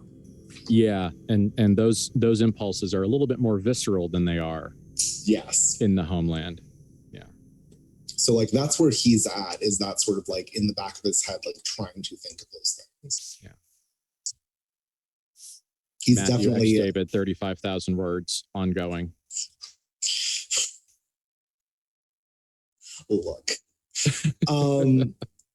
It's definitely something that means that he's focusing even more attention on it. Yes. It's a thing. All right.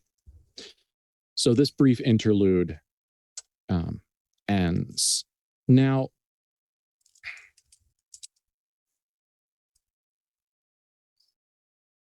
something happens. You're not certain what it is, but something changes in this place. And you have been walking for, you're not entirely certain how long. You don't think it's been more than a night. You haven't seen anything like a sun come up.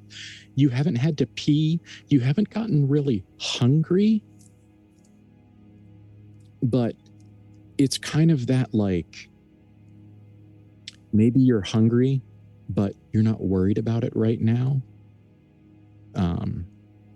That hyper fixated, we'll eat when it's time to eat sort of thing.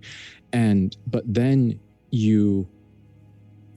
things start to change a little bit. And you see now blocks, big basalt, clearly carved blocks, kind of jutting up out of the ground like blackened teeth out of a giant's jaw. And these are clearly shaped. You can see the texture of chisels on them.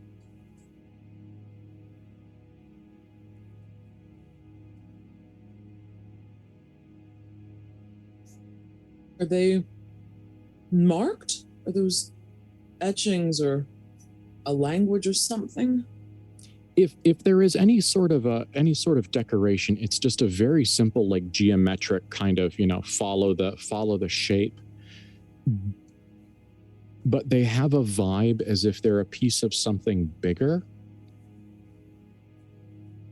And there, underneath one, leading away from you right towards kind of where you're walking, you see movement in the dirt.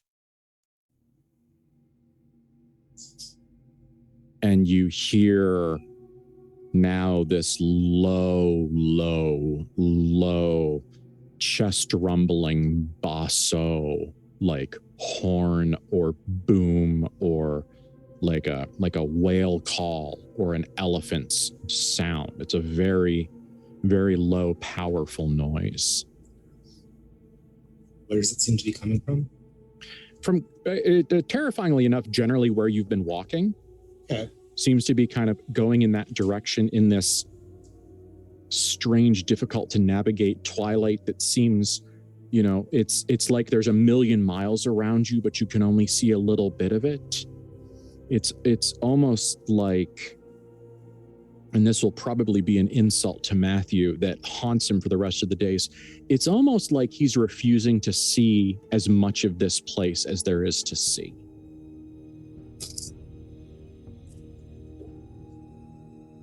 That does hurt.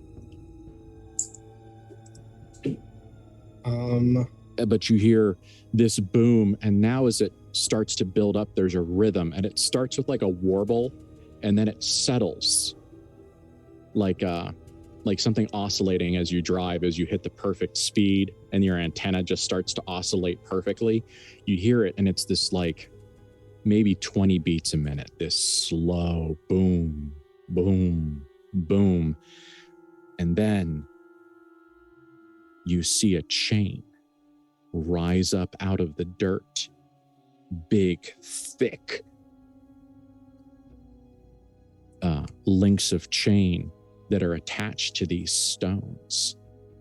And they pull, and something is pulling them, and it is in time with this low bass sound. Like there is some massive creature leading a crew.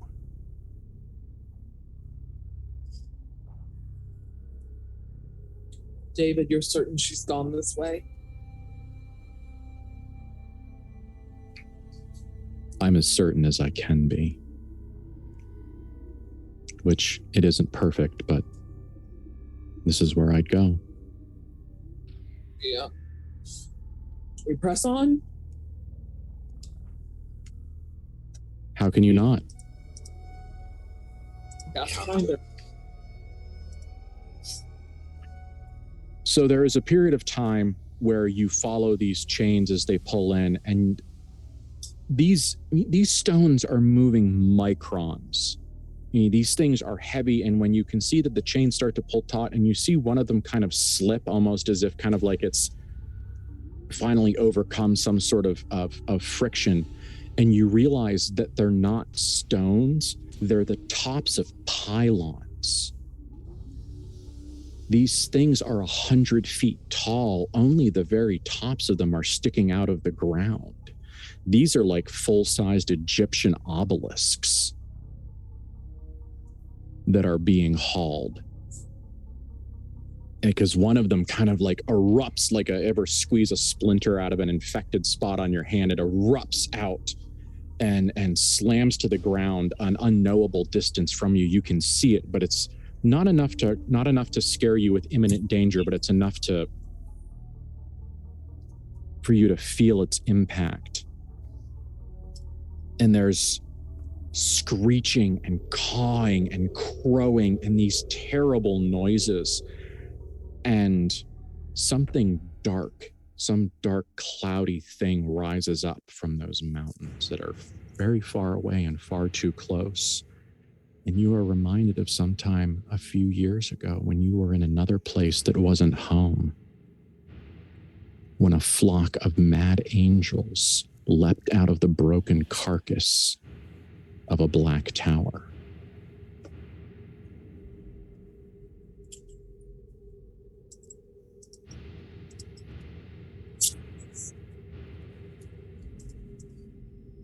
Matthew pushes forward, especially with that reminder, because the last time that he dealt with that, he refused to kneel. Mm-hmm. And fuck if he's gonna not do it now. Yes. Yes.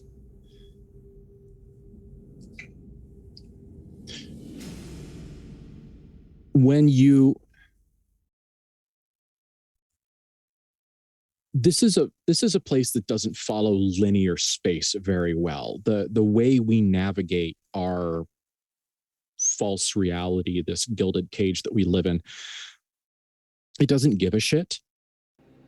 It doesn't care about how far things are away. All it cares about is a distance and a travel. And so when you get to the place where these obelisks are being pulled, it kind of opens up in front of you. And it would be a really cool camera trick. And what it is a giant open space where something used to be. And something is melted, and it's like a stone coliseum, this beautiful amphitheater bowl down into the ground. But it's melted. The stone is melted, and it's like butter, and the surface of it is bubbled and pockmarked and glassy, and it's wrong. And there are things down there in that molten glass bowl, and they are pulling, and they're vaguely something shaped, and it's like They're an eruption of mouths and hands boiling out, like if someone took a sewer line and filled it with just the hands and the skulls and the rotting like collarbones of 1,000,000 dead mad mutant animals and forced them out of this hose under pressure. That's what they look like.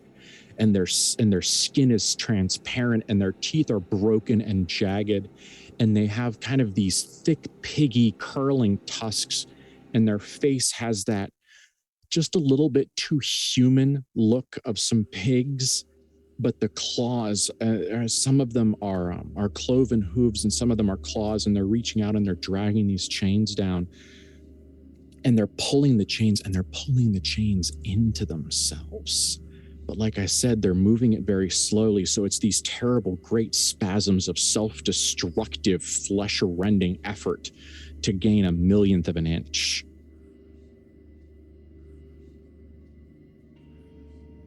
And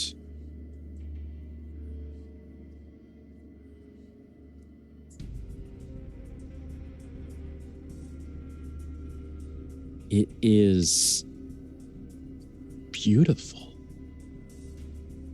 In a way, Matthew, this feels like a victory. When you look at this, you want to plant your flag here. This is incredible.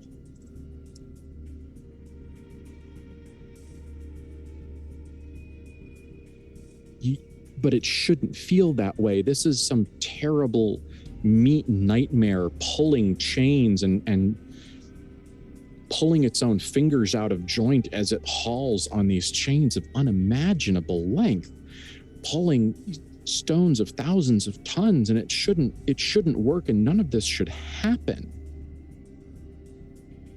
But you feel like every single tiny little speck that these chains pull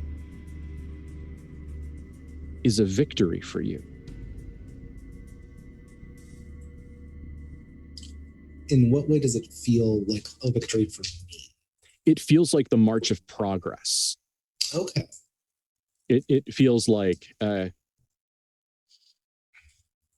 reminds you after VE Day, when the films went from desperate fighting, our brave men overseas, yada yada yada, blah blah blah, yakety schmackety, and when it went to now there is surrender, and now they're riding in, it's the American forces now, liberate here, liberate there. Those kind of victory reels, that's what it feels like. You feel like that music should be playing. You feel like you should be standing in front of this terrible, molten, glassy amphitheater thing with your hands on your hips, as if this is a good thing.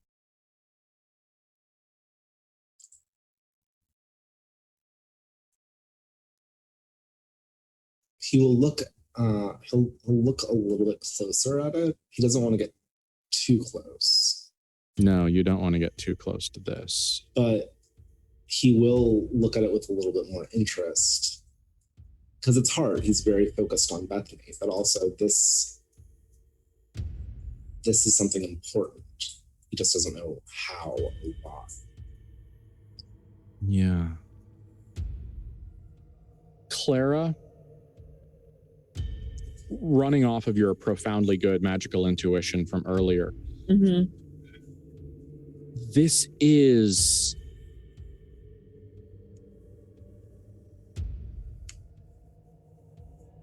they are destroying something that's part of the illusion. Not it's part of the illusion, it's part of the illusion. This is a mechanism that they are destroying. That is of the illusion. This physically is the illusion. This is a piece of it. As in, this is a piece of the terrible, multidimensional, incomprehensible mechanism that enforces the lie. Okay. This is a literal piece of the thing you are trying to free yourself from. Yeah.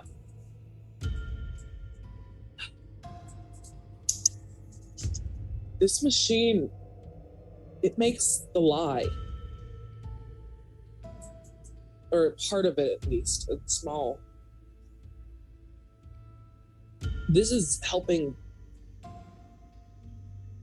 create illusion. I don't know how to explain it, but it's good and not good. If the illusion shattered, I don't think that most of humanity could handle it right now, but this is ultimately making our cage. Matthew.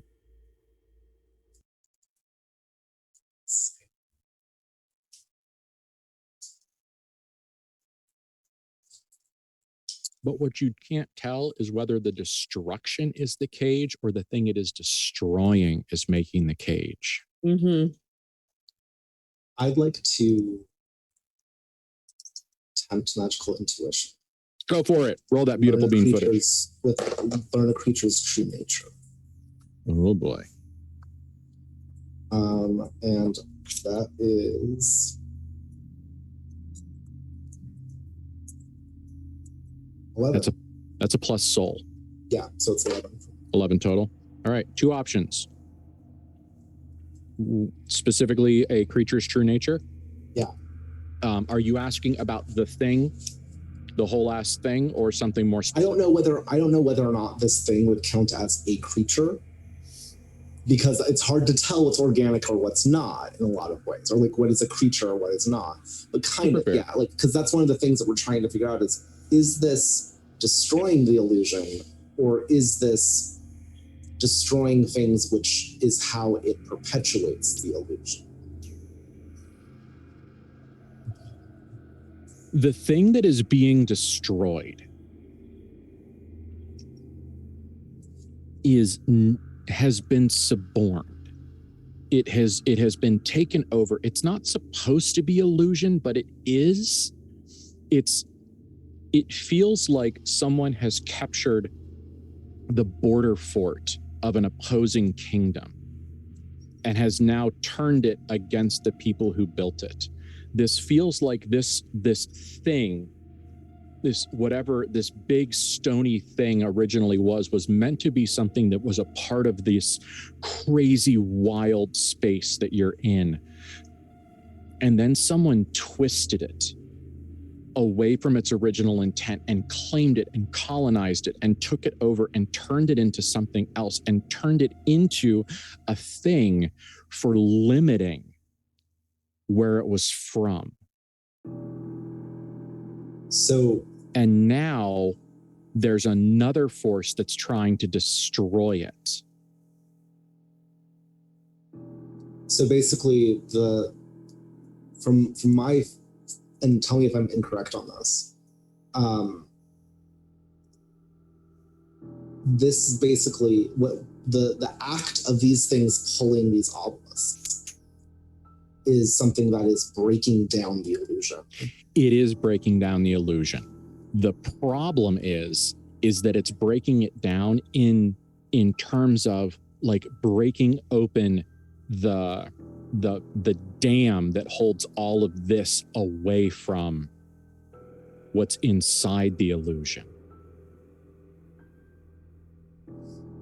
When this thing breaks completely, it's not going to break down the illusion and free people and let them go to Metropolis or anything else that Matthew would imagine of. If this thing shatters, if this thing finally fails under whatever terrible fleshy abomination is pouring out of it, this mad place full of predation and hunting and blood and insemination and fertility and life and death and madness and thoughtlessness, that's going to come pouring out of the desert.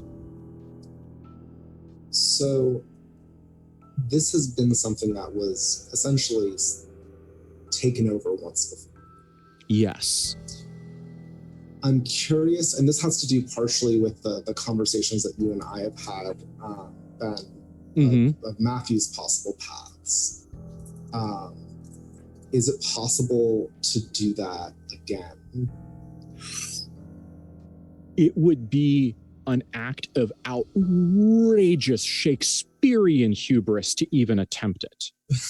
Okay, but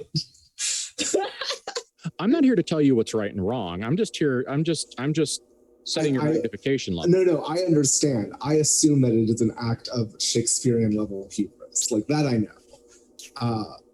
But it also, especially with the influences on that Matthew right now, seems like exactly something he'd attempt to do. I just have no idea how he would, because there is nothing in the mechanics that I think makes sense with how I would do that. Yeah, we're off-piste. I feel like his sort of viewpoint is like, especially when it comes from the fact that like David is here as kind of something that is very Metropolis-y. Inherently already. He and Clara are, though not as Metropolis-y as David, are still aspected like towards it more. Mm-hmm. This is something that has already been subverted and suborned once at least before, which means that there are already backdoors and like chinks in its armor in certain ways. Like there's already been the infection. Mm-hmm. And so what he wants to do is reinfect it with what he thinks is appropriate. Okay. I understand your goal. I know. I have no idea how to get there. And so I'm going to put a hand on one of the chains. And let me try to figure out if I have anything that would make any sense with it. No, I do not think that there is an advantage in any part of the book for take over terrible eldritch. Take over terrible. Yeah. But it's a goal. So like, I don't think it's something that he necessarily can do, but I can say at least it's something that he wants to do. Okay. Now, are you going to give it so you put your hand on the chain? Yeah, like I don't know how or exactly fully how or why, or not why, but like how I would necessarily attempt doing so, but he is going to try to essentially enforce his will on it. Well, here's the thing, Matthew, we both know that power is so much about the perception of power. And so I ask you, with what you have around you, can you think of any powerful way that you could perform an act of power?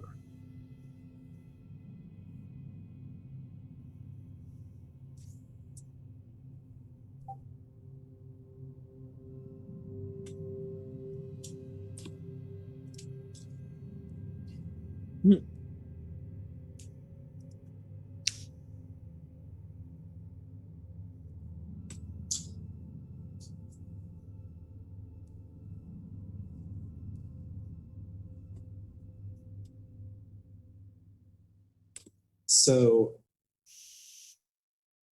how many chains are there? Around 36. They defy being counted. What I'd like to do that's an act of power, essentially, is I want to hit them all with inner power, because I can do that with a large sort of group. But instead of with the goal being to harm them, it's to infect them. And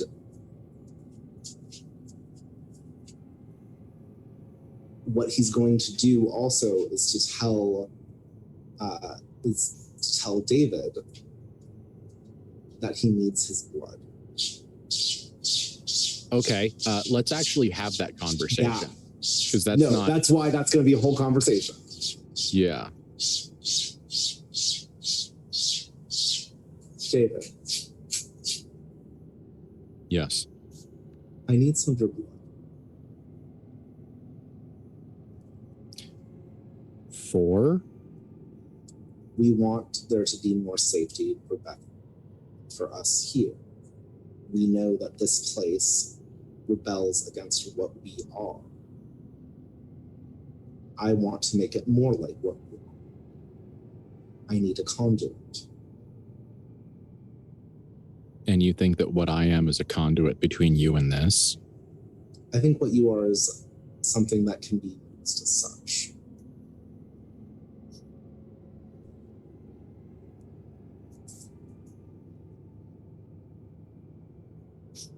Okay.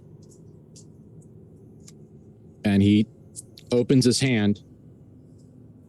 And basically what Matthew's going to do is he's going to like cup his hands to like take the weird whatever.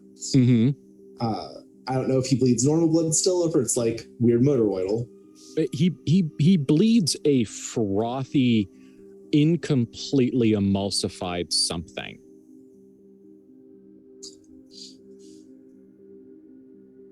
And Matthew's going to basically take that and then just coat his hands in it. Mm-hmm. And that's what he's going to use to touch the chains. And part of the aspect of this also is, again, the idea of using his tools at hand. Okay.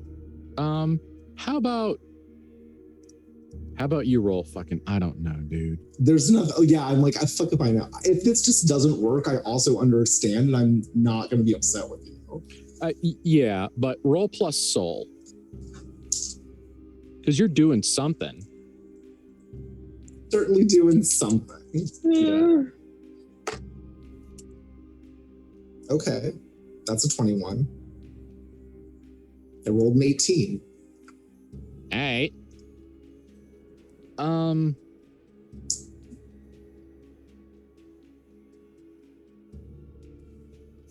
Whatever I do a lot of whether it's like what I wanted to do.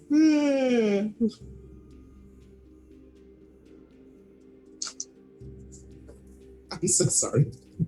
No, it's okay. I mean, like, I put you here, so it's kind of like everything you do in a place I describe to you, whose fault is it really? Like, that's the, like, let's get high and talk about this on the week off question.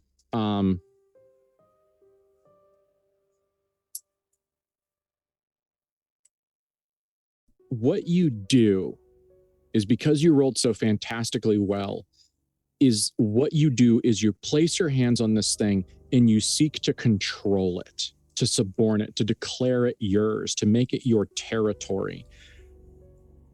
And what you do is, because you were, Matthew, you have taken things over many times in your life. You have done this personally. You have also done this via proxy. You have subsumed entire organizations of people in as much as you have hired individuals. You have made people yours. In many ways, the ways that you have gained life or death power over something is many and varied. And you bring all of that knowledge and skill and experience to the fore to try to claim this thing. And you rolled fantastically, which means that there are no negative effects when you realize that this is absolutely 1,000 miles away, not anything you should be doing right now. Yup. It's like, essentially, you're like, I'm going to grab the electric fence. And right before you completed the circuit, you heard the hum of the transformers on each thing, and you went, hup, nope, okay. So I'm like, no. Yeah. Claire's also over here at a corner, like, she's torn between, I have a gun, I will defend us if we need, and having a panic attack. This is terrifying. They can't find Bethany. This is overwhelming. And when Matthew goes to do something, she kind of reaches up and grabs his shoulder just as he's stopping and just goes, Bethany, don't know what this is, and we can come back here later if we need to, but we have to find Bethany. That'll bring him back. And David adds on to that, and we need to hurry. And he points up to the sky where that cloud of flapping shapes is actually going overhead in the same direction you've been traveling. Matthew will tear his eyes away from the, but what if I did? And will follow David for this.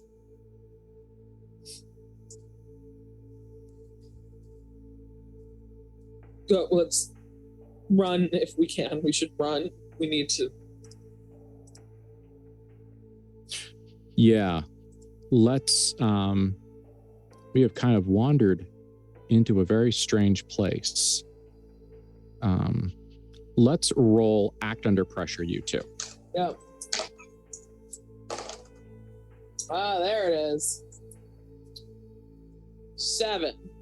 Oh no. I knew. I was like, I've been rolling way too well tonight.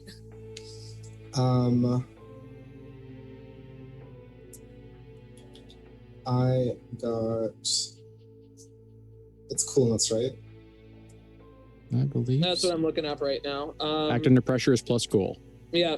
17. 17. Okay.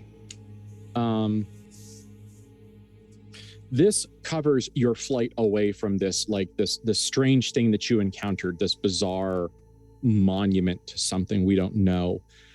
And as you kind of circle back, you feel like almost like you're returning closer to Las Vegas.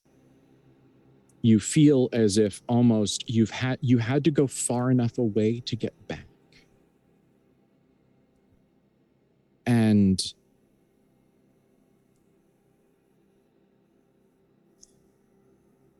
you recognize something. You recognize a place, and you hate that you recognize it. You recognize a little 10 by 10 cinder block shack, unmortared, a sheet metal roof with a circular dugout all around it, where there used to be 5 hearts. There it is. Except it's not in Las Vegas yet. You're close enough to be here, but you're not close enough to be back yet. And you see smoke rising from like the poorly assembled, from between the poorly assembled pieces of the roof. And you see a flickering light inside. And there's a pause, a recognition, a horror, a wonder. The sound of Bethany's high, disassociative atonal humming as she does whatever it is she's doing, if she even knows what she's doing. And then the chitinous pheasant raffle sound as things sweep down out of the sky.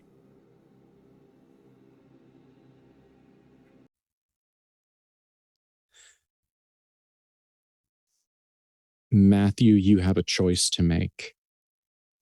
You are ice cold in this moment.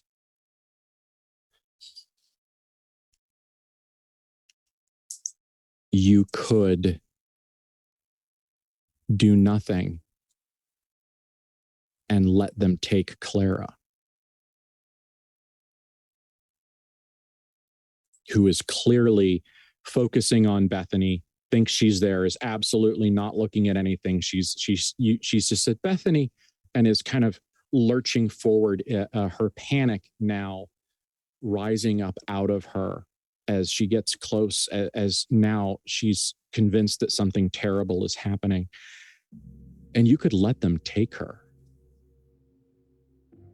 And you would be untouched. You still have David, so that would be okay. Or you could turn around and deny them what is yours. I don't think that there's a question here.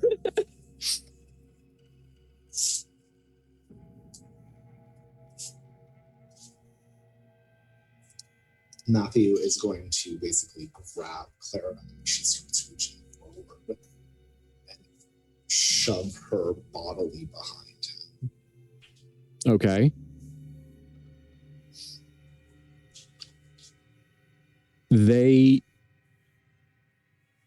These things, you hesitate to call them angels. There's so much stuff connected to the word angel, isn't it? Messengers, protectors, guardians, voices of God. There's all this stuff with that word, but damn it, they're angels. They're 6.5 feet tall. They're shaped like men, but with these fantastic, massive wings that stretch out behind them. And they probably used to be beautiful before the infection and the rot and the dirt and the shit and the blood and the filth that's caking their bodies and caking their wings just took the glory out of them. And the sound that you've been hearing isn't really insect, but it's just the gunk on their bodies that's hardened under whatever environment they're in, where their wings, some of it is feather and some of it is just caked on filth. If you ever could imagine what an angel would look like after it got pulled out of an oil spill, this is what you see. And they swooping down, and all of a sudden they were just pinpricks a moment ago, and now they're coming down and screeching and screaming. And Matthew, many years ago, your father died. And you went to his funeral and you said goodbye, Papa. And you cremated him because that's what he wanted. And you cremated him in the oldest crematorium in the United States. It was a beautiful ritual. Everyone cried. And the old major domo, St. John or St. George? I think it was St. John. St. John pulled out chicken and whiskey and Genever and food and did a service to you and yours that you were never really able to make up for him, because he led you in your father's wake.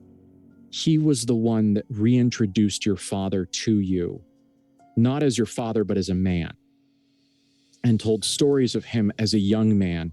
And in the middle of this, something terrible happened. And now you understand that this was the cost of the Phoenix Society, of that betrayal, of that nobility, of him unwilling to give up what was his. Came back and tore his soul out of his body and dragged him down into Inferno, where he still is. And a piece of flaming, half-molten crematorium came careening. St. John was old. He was an old man. He was a tired man. And when that piece of masonry came screaming at him, the only thing that you could put in his way, Matthew, was your body. And that was the first time anything weird really happened in your life. Was the moment that you defended what was yours. And in that moment, what was yours was St. John. And in this moment, what is yours is Clara. And you hold that same hand up, your right hand, and you deny these creatures, and your inner power screams forth out of you. And some of them shred and explode, disarticulating from the screeching face forward as bone and muscle and unidentifiable, whatever the hell angels are made out of, peels off of them, and they fall apart. They fall apart so thoroughly, Matthew, that you will remember the way all of the teeth fell out of its mouth till the day you die. But this power, you weren't ready for it. You were not ready to deny them like this. You were not ready to have to bring yourself to such a profound ecstasy of ownership, of control. You were ready to defend what is yours, but you were not ready to stand in front of an infinite scape of howling madness and say, no, this is mine. It bleeds when I say it bleeds. And so when these creatures swoop away, some of them falling apart around you like in a shrapnel-y V formation, and some of them understand the threat and fly away careening, and they come back in and they do it again, Matthew. They do it again and again until finally enough of them are shredded and gone that they flee, broken, because animals flee when you break them. You are not unbroken. You are unbroken, but you are not unharmed. And when you look down, you look at your hand, and the pain hits as the flayed, disarticulated digits of your fingers start to fall off the same way the teeth fell out of the angel's mouth. And now all of the saved up agony that those nerve endings stored for you comes screaming up your arm in a hot, molten, vile acid pain, and it reaches into your brain. And what do you do with it? How do you show this mad world your pain? He screams, and part of it is in defiance and victory, and part of it is in, oh my fucking god, this hurts. And it's just a raw sort of animal scream because of that. Yes.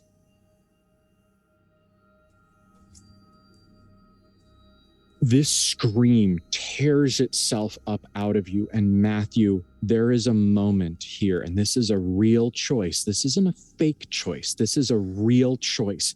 In this moment, the scream could change you. You could become the Beast King.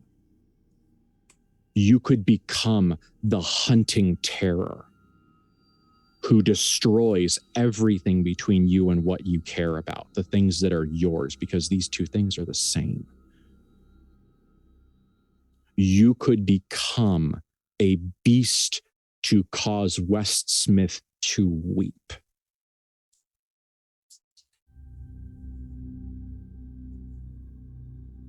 Or you could deny it. You could stay human. You could turn your back on this untamed wilderness.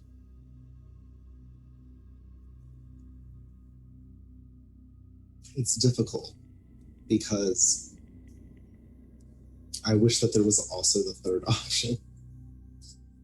Well, why not both? Not both. No. But Matthew doesn't want to be untamed wilderness if he's not human. And that's the problem. Like, this for him is about control and ownership and destruction of those who would turn against him, yes, but not because of the hunt. Because this is what is his, and this is what happens when you stand against things that are his, when you stand against what he wants, what he desires. And so that's what he's going to have as a focus. And whether that makes him human or whether that makes him just not this, doesn't matter to him. You are not a beast. You are not a beast king. Yeah. You are a man. Human? Man? Complicated. Yes. Species questionable, distinction unquestionable. The good news is that when the scream ends, it is still Matthew's voice, Clara. But there was the moment that you almost saw something happen to him. You almost lost him. Yeah. But now you have to deal with the fact that Matthew is a human in a human's body with human meat that is pumping blood from around the exposed radius and ulna, and the shredded meat like a cartoon stick of dynamite. Yeah, she's screaming, David, your belt, now. Oh, that's right. David. Mm-hmm. Yeah, you guys are too busy looking at each other. Is he there? David is a scarecrow. Okay. Clara pulls. David was picked to pieces. Oh.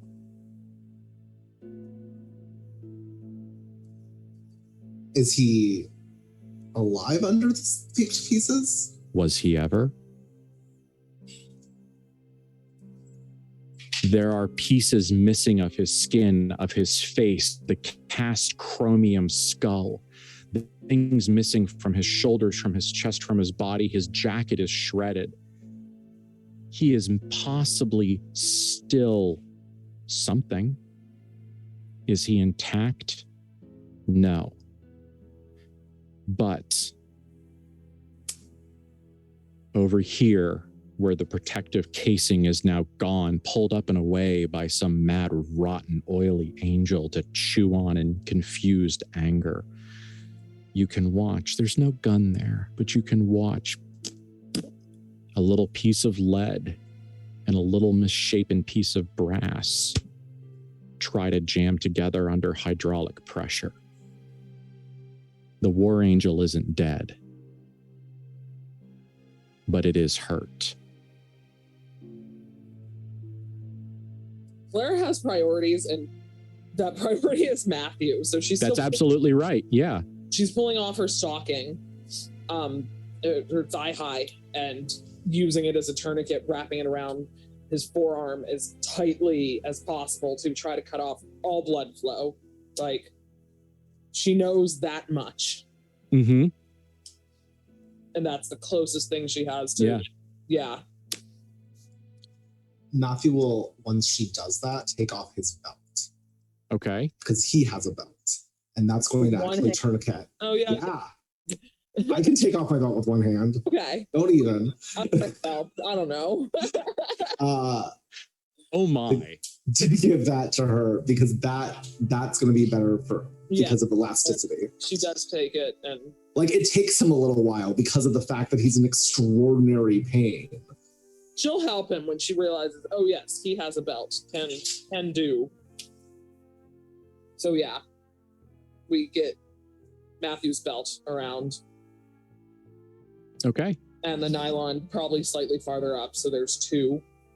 Mm-hmm. And her desperate of like, we just have to get Matthew to Bethany and David to Bethany and out of here. And it's strange that Bethany hasn't come out of that little hut.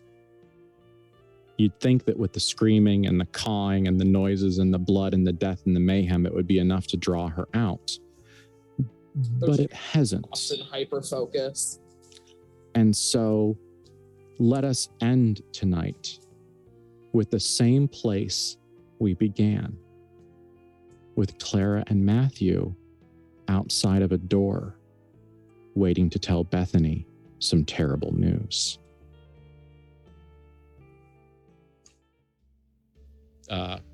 Never be on the side of Matthew Van Horst. Yeah, he's the worst. Speaking as someone who's in a union, don't be like. Yeah. If Matthew Van Horst should be proud of you, stop. So I think that's it for now. So please look into that, and please take care of yourselves. And we look forward to seeing you in 2 weeks. See you soon. Goodbye.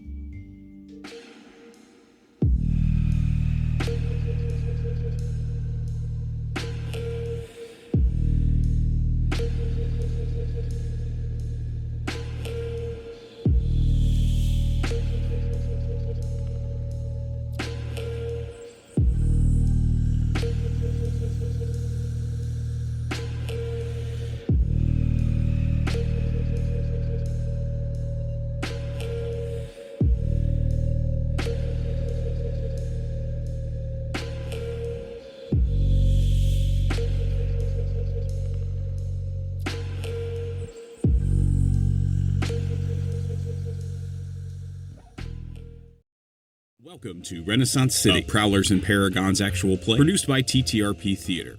Hey Bonnie, how are you doing this morning? I just need 3 sticky buns, 3 large coffees to go, please.